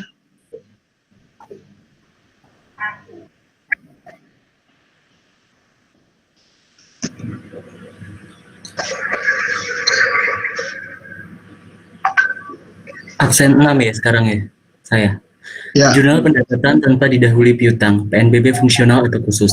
Diterima bendahara penerimaan, jurnalnya yang A saat pendapatan diterima bendahara penerimaan, no entry. Lalu untuk jurnal aktualnya, untuk debitnya, kas di bendahara penerimaan, di debit, sedangkan pendapatan LO PNBP di kredit. B. Saat bendahara penerimaan, nyetor ke RKUN, NTPN. Jurnal kasnya diterima dari entitas lain di debit, Lalu untuk pendapatan LRA PNBP dikredit, sedangkan untuk jurnal akrualnya diterima dari entitas lain di debit, sedangkan kas di bendahara penerimaan ditaruh di kredit. Ketika akhir tahun tidak sempat menyetorkan kas dan kriteria IPSAP nomor 2 terpenuhi, jurnalnya no entry. Diterima langsung di AUN, jurnal kasnya diterima dari entitas lain di debit, pendapatan LRA PNBP di kredit, sedangkan untuk jurnal akrualnya diterima dari entitas lain di debit, sedangkan pendapatan LO PNBP atau pajak di kredit. Oke. Kita lanjut lagi ya. Silakan. Nomor absen 6 7 ya. Selanjutnya PNBP umum diterima melalui bendahara pengeluaran atau PNBP dalam kurung PNBP umum. Yang pertama saat kas masuk bendahara pengeluaran. Untuk jurnal kas no entry, untuk jurnal akrual kas lainnya di bendahara pengeluaran di debit, pendapatan LO di kredit. Selanjutnya saat bendahara pengeluaran melakukan setoran dalam kurung NTPN. Untuk jurnal kas diterima dari entitas lain pada debit, pendapatan LRA pada kredit. Untuk jurnal akrual diterima dari entitas lain di debit, kas lainnya di bendahara pengeluaran di kredit. Kemudian diterima langsung di RKUN. Jurnal kasnya diterima dari entitas lain di debit, pendapatan LRA di kredit. Untuk jurnal akrual diterima dari entitas lain di kredit, pendapatan LO diterima dari entitas lain di debit, pendapatan LO di kredit. Oke, itu gambaran terkait dengan PNBP ya, sebelumnya fungsional yang oleh bendahara penerimaan, kalau untuk kondisi ini adalah bendahara pengeluaran yang untuk umum ya. Tadi mengenai penjelasannya di depan sudah Bapak jelaskan juga ya. Kenapa harus ada PNBP umum kok misalnya yang diterima oleh bendahara pengeluarannya. Karena pada dasarnya ya, sebagaimana kalian kemarin belajar di materi penata usaha bendahara ya, adanya bendahara penerimaan itu karena adanya PNBP fungsional ya. Jika di suatu saat tidak ada PNBP fungsional ya, maka ya, ada PNBP sebagai contoh kalau misalnya hasil pemanfaatan aset BUMN, maka yang menerima adalah bendahara pengeluaran ya. Sehingga kalau misalnya diterima secara kas, yang harus menyetorkan ke kas negara adalah juga bendahara pengeluaran. Ya. Sampai di sini ada pertanyaan nggak? Izin bertanya, Pak. Ya, silakan. Yang slide 32 itu jurnal kas yang huruf C. Slide 32 huruf C. Iya, 32 nah. Iya. Yang anu ya, ketika akhir tahun ya. Iya, Pak. Tadi kata Bapak kalau nggak salah kalau di kas dicatat, di akrual itu pasti dicatat juga, Pak. Tapi ini enggak, Pak. Itu kenapa ya, Pak? Nah, ini ketika akhir tahun tidak sempat menyetorkan kas ya. Dan kriteria IPSAP nomor 2 terpenuhi ya. Nah, kondisinya ya, ini poin C itu adalah pada saat pengakuan ya. Di dalam LRA itu menggunakan yang poin B ya, sebelumnya ya, halaman apa di sebelumnya di halaman berapa tuh,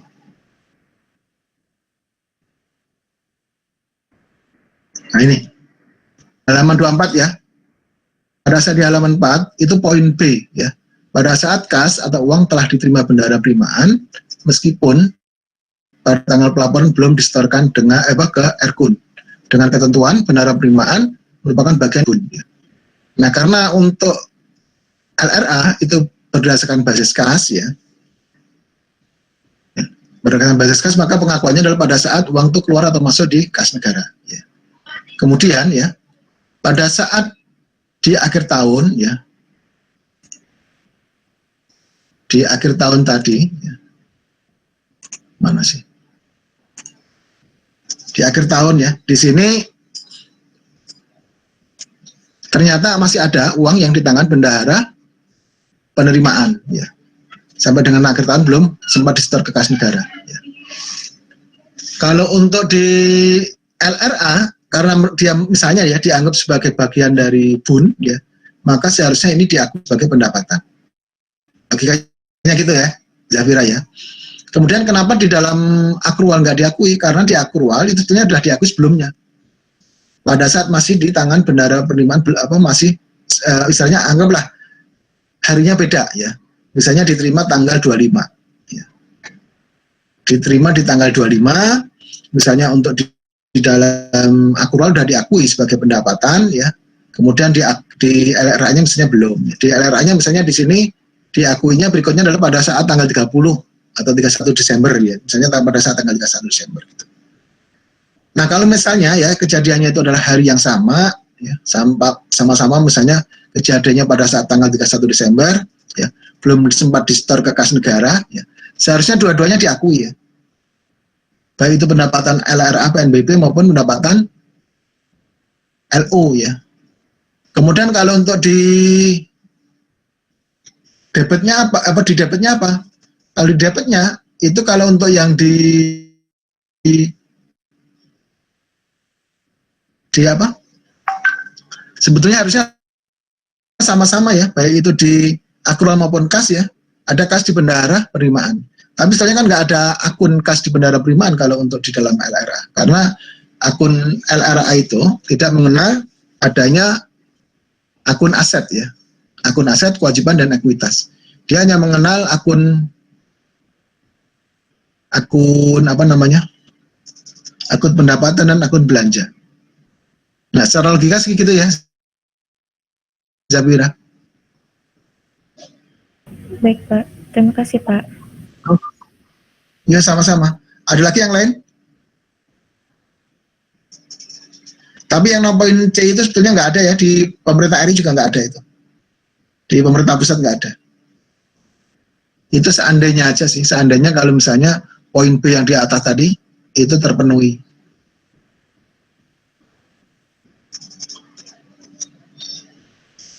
Kalau enggak, kita lanjut lagi ya. Tadi sampai mana? Sampai situ ya. Silakan dilanjut. Penerimaan hibah. 3. Penerimaan hibah. Hibah terencana dalam bentuk uang untuk jurnal kas dicatat diterima dari entitas lain pada debit dan pendapatan LRA hibah pada kredit. Untuk jurnal akrualnya diterima dari entitas lain pada debit dan pendapatan LO hibah pada kredit. Kemudian hibah langsung dalam bentuk uang untuk jurnal kasnya diterima dari entitas lain dicatat pada debit dan pendapatan LRA hibahnya dicatat pada kredit. Kemudian untuk jurnal akrual diterima dari entitas lain dicatat pada debit dan pendapatan LO hibah dicatat pada kredit. Selanjutnya, hibah langsung dalam bentuk barang atau aset. Untuk jurnal kasnya no entry dan untuk jurnal akrualnya jenis aset pada debit dan pendapatan LO hibah pada kredit.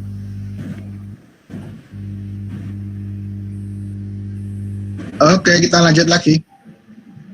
Selanjutnya adalah jurnal transaksi pendapatan sesuai dengan PMK 212/05/2019.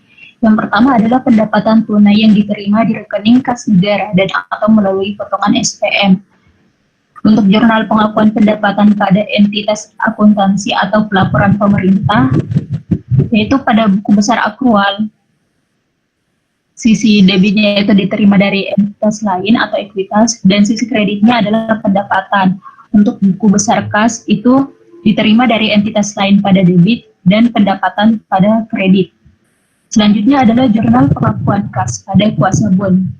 Untuk buku besar akrual yaitu kas pada debit dan ditagihkan ke entitas lain pada kredit.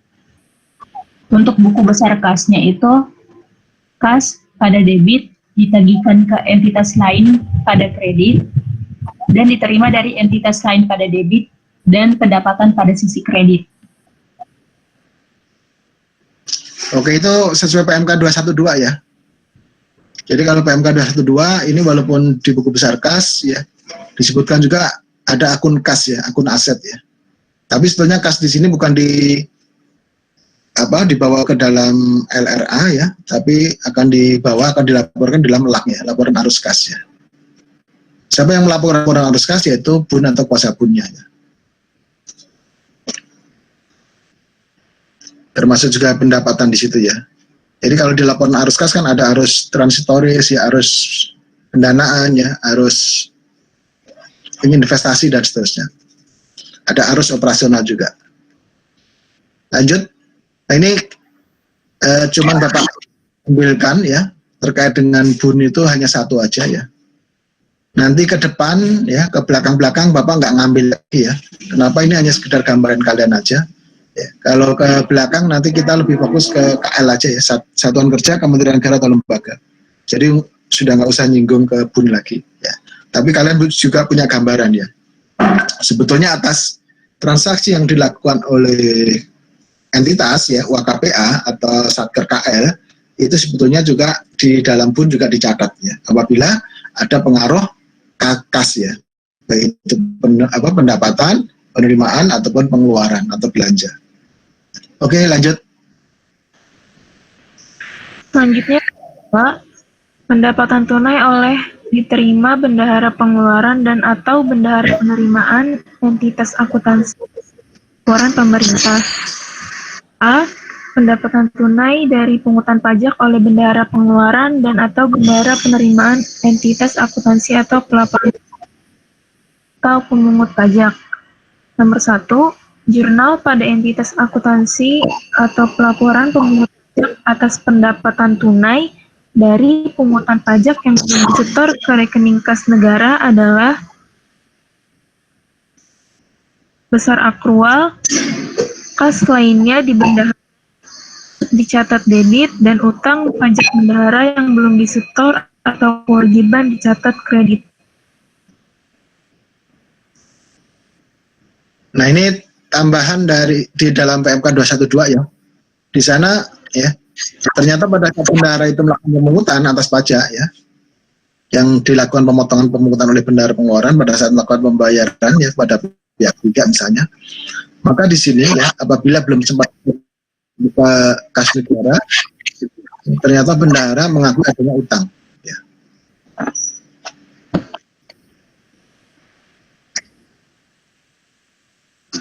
Kemudian kalau misalnya kondisinya di akhir tahun gimana? Apakah juga akan mengakui adanya utang? Ya. Kalau yang era lama ya pada menggunakan saibah ya, atau aturan yang lama. Jadi kalau misalnya di tengah-tengah tahun anggaran ya bendahara apabila dia ada penerimaan pajak ya dia nggak akan mencatat di sini. Ya. Ini kalau kondisi di akhir tahun ya baru ya dia akan mencatat ada uang kas lainnya di bendahara ya. Karena di situ adalah utang pajak, maka utang pajak yang dijadikan di posisi kredit sebagai utang. Bagaimana Pak kalau misalnya ada ini misalnya ya uang makan para pegawai ya yang sudah dikeluarkan SPP, SPM, SP2D-nya sampai dengan akhir tahun masih di tangan bendahara pengeluarannya. Maka ya akan dijurnal yaitu kas lainnya di bendahara pengeluaran ya. Sedangkan kalau untuk posisi kreditnya adalah utang kepada pihak ketiga ya. Jadi hampir sama juga ya. Oke, lanjut. Yang kedua, ada jurnal pada masing-masing entitas akuntansi atau pelaporan pemungut pajak, entitas akuntansi atau pelaporan otoritas perpajakan, dan kuasa bun atas pendapatan tunai dari pungutan pajak telah disetor ke rekening kas negara sebagai berikut. A. Jurnal balik atau penyesuaian pada entitas akuntansi atau pelaporan pemungut pajak pada buku besar akrual, utang pajak bendahara yang belum disetor berupa kewajiban di debit, kas lainnya di bendahara di kredit. Yang B, jurnal pengakuan realisasi anggaran pajak pada entitas akuntansi atau pelaporan otoritas perpajakan. Perpajakan habis ya. Oh itu titik 2 ya, harusnya titik aja nih ya.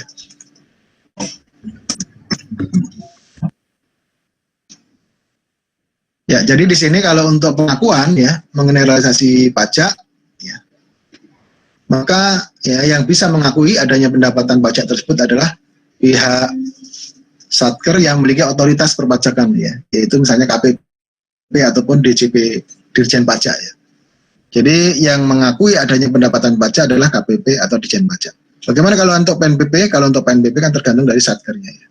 Kalau yang untuk PNBP fungsional adalah yang ada bendahara primaannya. Kalau untuk yang PNBP umum ya biasanya tadi yang diterima oleh bendahara pengeluaran. Ya.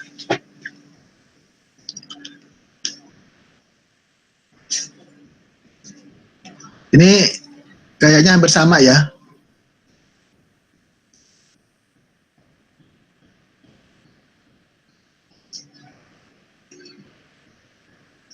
Oke, tapi silakan baca aja langsung ke ini ya. Kalau pendapatan tunai dari PNBP ini hampir sama ya. Dengan yang Bapak share di depan sebelumnya. Nah, langsung aja hibah nih. Yang selanjutnya yaitu jurnal pendapatan tunai dari hibah langsung uang. Yang pertama, saat hibah diterima tunai oleh bendahara penerimaan atau bendahara pengeluaran. Di jurnal kasnya no entry, sementara di jurnal akrualnya itu di sisi debit dicatat kas lainnya di KL dari hibah yang belum disahkan.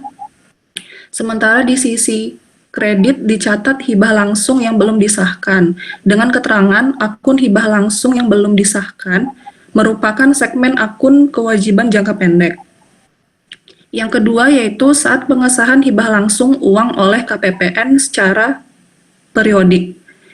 Ini terbagi dua. Yang pertama untuk jurnal pembalik atau penyesuaiannya, di jurnal kasnya no entry, sementara jurnal akrualnya di sisi debit dicatat hibah langsung yang belum disahkan atau kewajiban, sementara di sisi kreditnya dicatat kas lainnya di KL dari hibah yang belum disahkan atau kewajiban.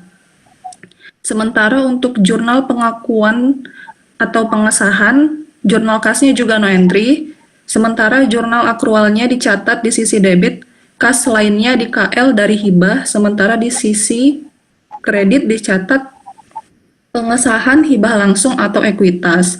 Dengan keterangan jurnal kas tadi, realisasi pendapatan hibah akan dicatat dalam BBK atau BBA pengelola hibah di BUN.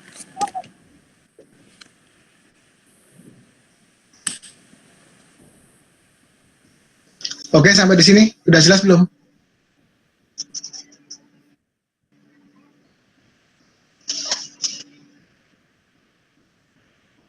Ini cuman diputar-putar aja ya, tapi sebetulnya intinya hampir sama ya. Sama aja dengan kalau nanti kalian ya pada saat menjurnal akun utang ya. Jadi pada saat nanti misalnya di belanja ya minggu depan ya, itu pada saat kita menerima aset ya, berita acara serah terima ya, kita mengaku adanya utang ya, utang yang belum diterima tagihannya. Habis itu pada saat SPP nanti utang yang belum diterima tagihannya itu di jurnal sebelumnya di kredit kemudian menjadi debit ya, diganti dengan belanja yang masih harus dibayar sama-sama utang ya. Dan sebetulnya sama-sama kas ya, banyak yang kas ya. Seperti kalau di saat pengesahan hibah langsung ini ya, hibah langsung yang belum disahkan ini adalah kewajiban ya, diganti menjadi kas lainnya di KL dari hibah yang belum disahkan ya.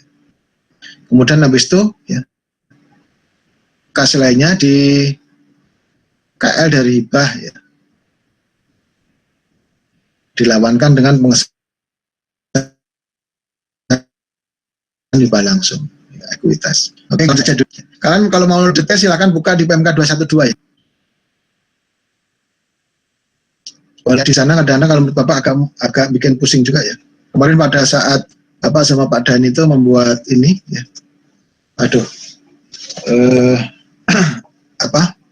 belum bisa mencoba untuk menyederhanakan dari yang ada di dalam PMK 212 ya. Nanti coba Bapak edit lagi ya. Kalau misalnya hasil editannya udah jadi, udah bisa lebih bagus ya, nanti coba Bapak share lagi aja. Kalau memang nanti perlu ada yang misalnya ada yang bisa lebih mudah untuk dipahami. Karena tanya sama teman-teman perbendaraan ya, ternyata mereka juga belum memiliki slide yang dari PMK 212 ya. Nah ini sekedar gambaran aja ya. Jadi PMK 212 sama PMK 225 ya terkait dengan kebijakan ya sama-sama tahun 2019 itu berbeda ya. Jadi kalau untuk di PMK 212 ya terkait dengan pendapatan ini ya dia langsung diterima ini adalah jurnal sesuai dengan PMK 212 ya. Sama yang ke bawah ini juga sama ya. Sini ya langsung ya yang dicantumkan di dalam PMK 212 itu misalnya pendapatan melalui bendahara penerimaannya. Nah, pendapatan yang melalui atau yang melalui piutang ya itu di dalam PMK 212 nggak diberikan contoh ya. Setahu Bapak sih kemarin diskusi sama Pak Dhani juga sama ya, tidak menemukan ya. Nah, kalau untuk yang ada di sini ya, yang muncul piutang ya, ini Bapak ambil ya, bukan ngambil ya, Bapak sama Pak Dhani membuat berdasarkan ya PMK 225 tahun 2019. Tapi bukan dalam bentuk jurnal ya. Kalau di sana adalah terkait dengan definisi atau pengakuannya ya. Pengakuan untuk yang pendapatan LRA sama pendapatan LO ini, terutama untuk yang LO itu bisa diakui ya, pada saat misalnya keluar perizinan ya, ataupun misalnya pada saat untuk yang official assessment yaitu sudah muncul surat ketetapan ya. Nah, apabila muncul surat ketetapan di situ kan sebetulnya harusnya sudah bisa diakui sebagai piutang ya pada pendapatan ya. Sudah bisa diakui sebagai pendapatan yang akan memunculkan otomatis juga piutang. Nah, di dalam PMK 212 itu nggak diakomodir ya. Sehingga Bapak juga sampaikan ke kalian ya mengenai munculnya ya munculnya piutang karena adanya pendapatan. Nanti kalian bisa baca-baca tuh ya PMK 212 sama PMK 225 ya. Yang satunya terkait dengan jurnal, satunya terkait dengan kebijakan akuntansi berbasis akrual.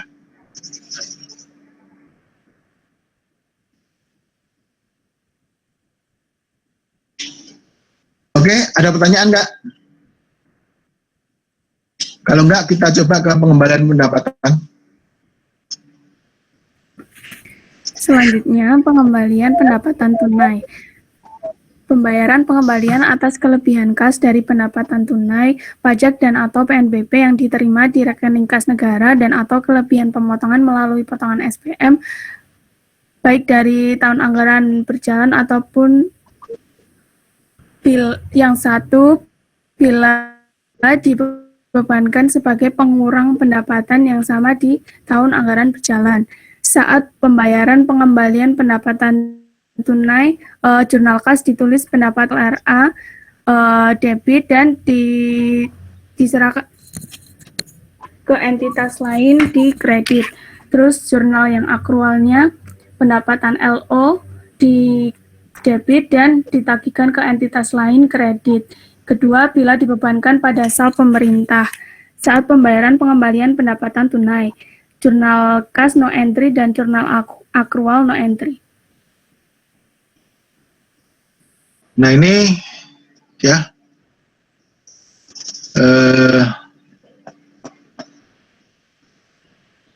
pada saat pengembalian pendapatan ya.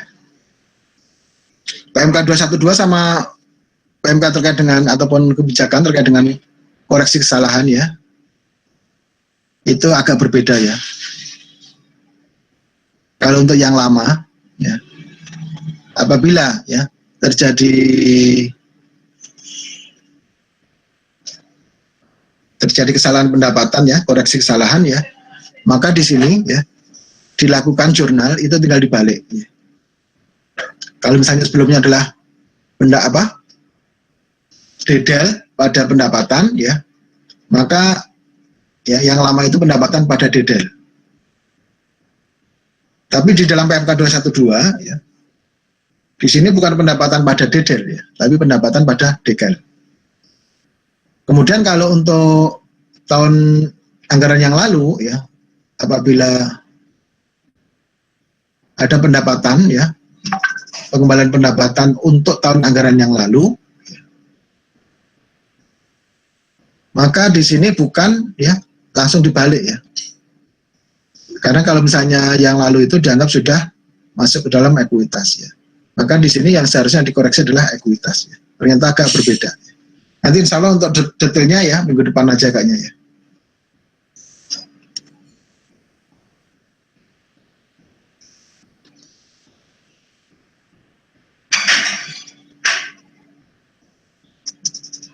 Langsung ini aja deh penyesuaian pendapatan, silakan.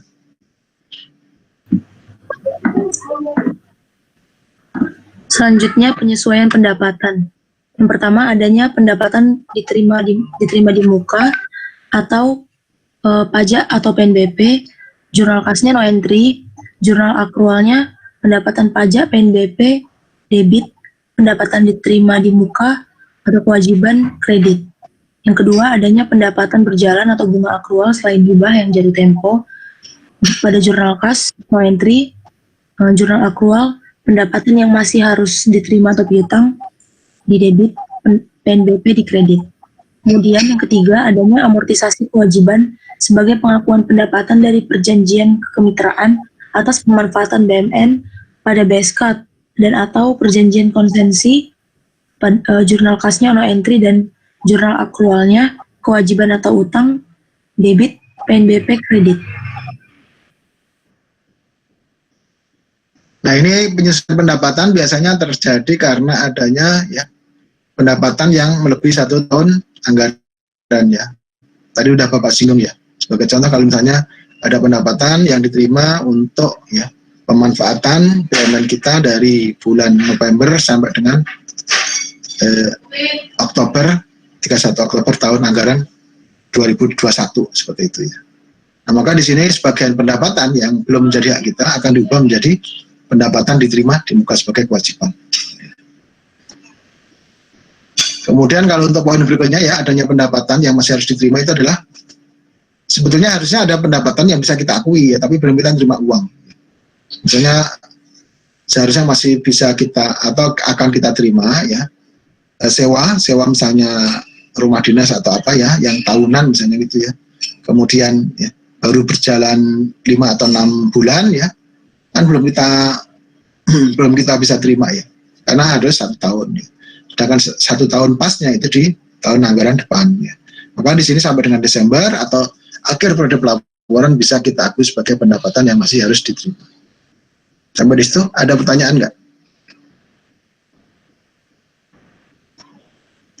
Kalau nggak kayaknya bisa lanjut ya terkait dengan penyajian dan pengungkapan. Silakan.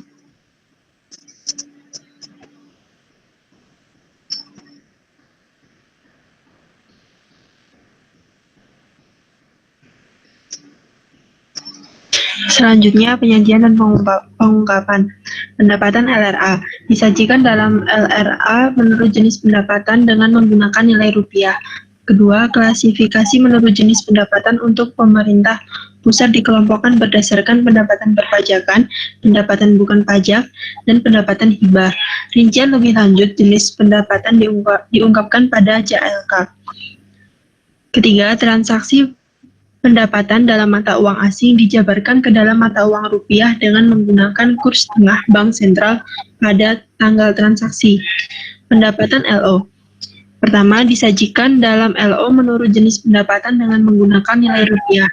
Kedua, klasifikasi menurut jenis pendapatan untuk pemerintah pusat dikelompokkan berdasarkan pendapatan perpajakan, pendapatan bukan pajak, pendapatan hibah.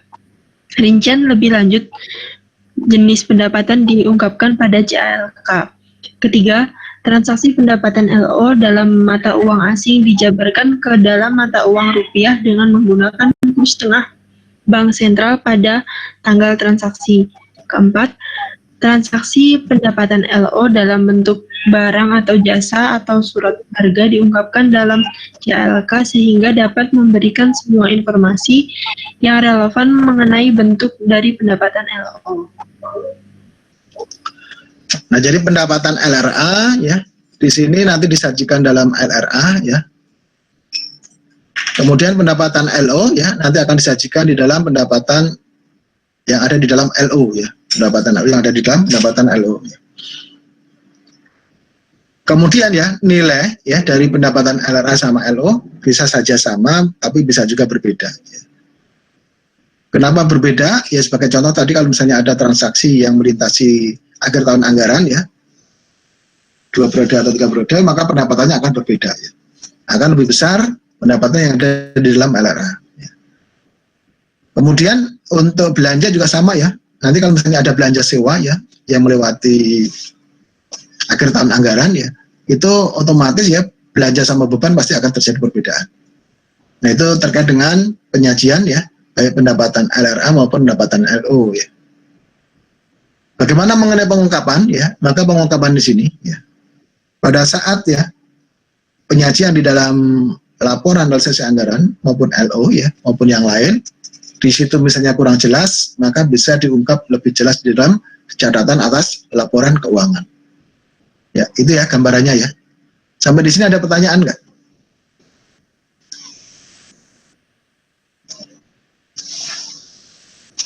Silakan kalau ada, masih ada waktu 10 menit.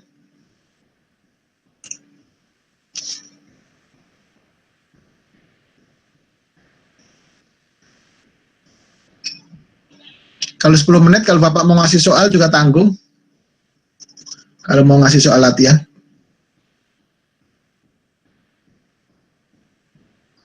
Kira-kira ada nggak yang mau tanya? Nggak ada? Kayaknya siang-siang gini pada kurang semangat ya. Ini Zafira senyum-senyum aja nih. Mona juga. Ada? Nggak ada yang mau tanya? Muhammad Alia mau tanya? Belum, Pak. Oh, belum. Kalau nggak ya udah, coba Bapak tanya sedikit aja deh kalau gitu. Terkait dengan pendapatan ya. Ini chatnya ada nggak di sini untuk ngechat? Ada, Pak. Di atas, Pak. Di atas. Oh, di atas. Iya.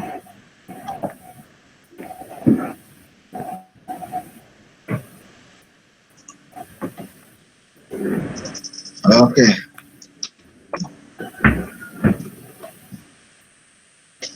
Ya, oke ya. Sekarang coba.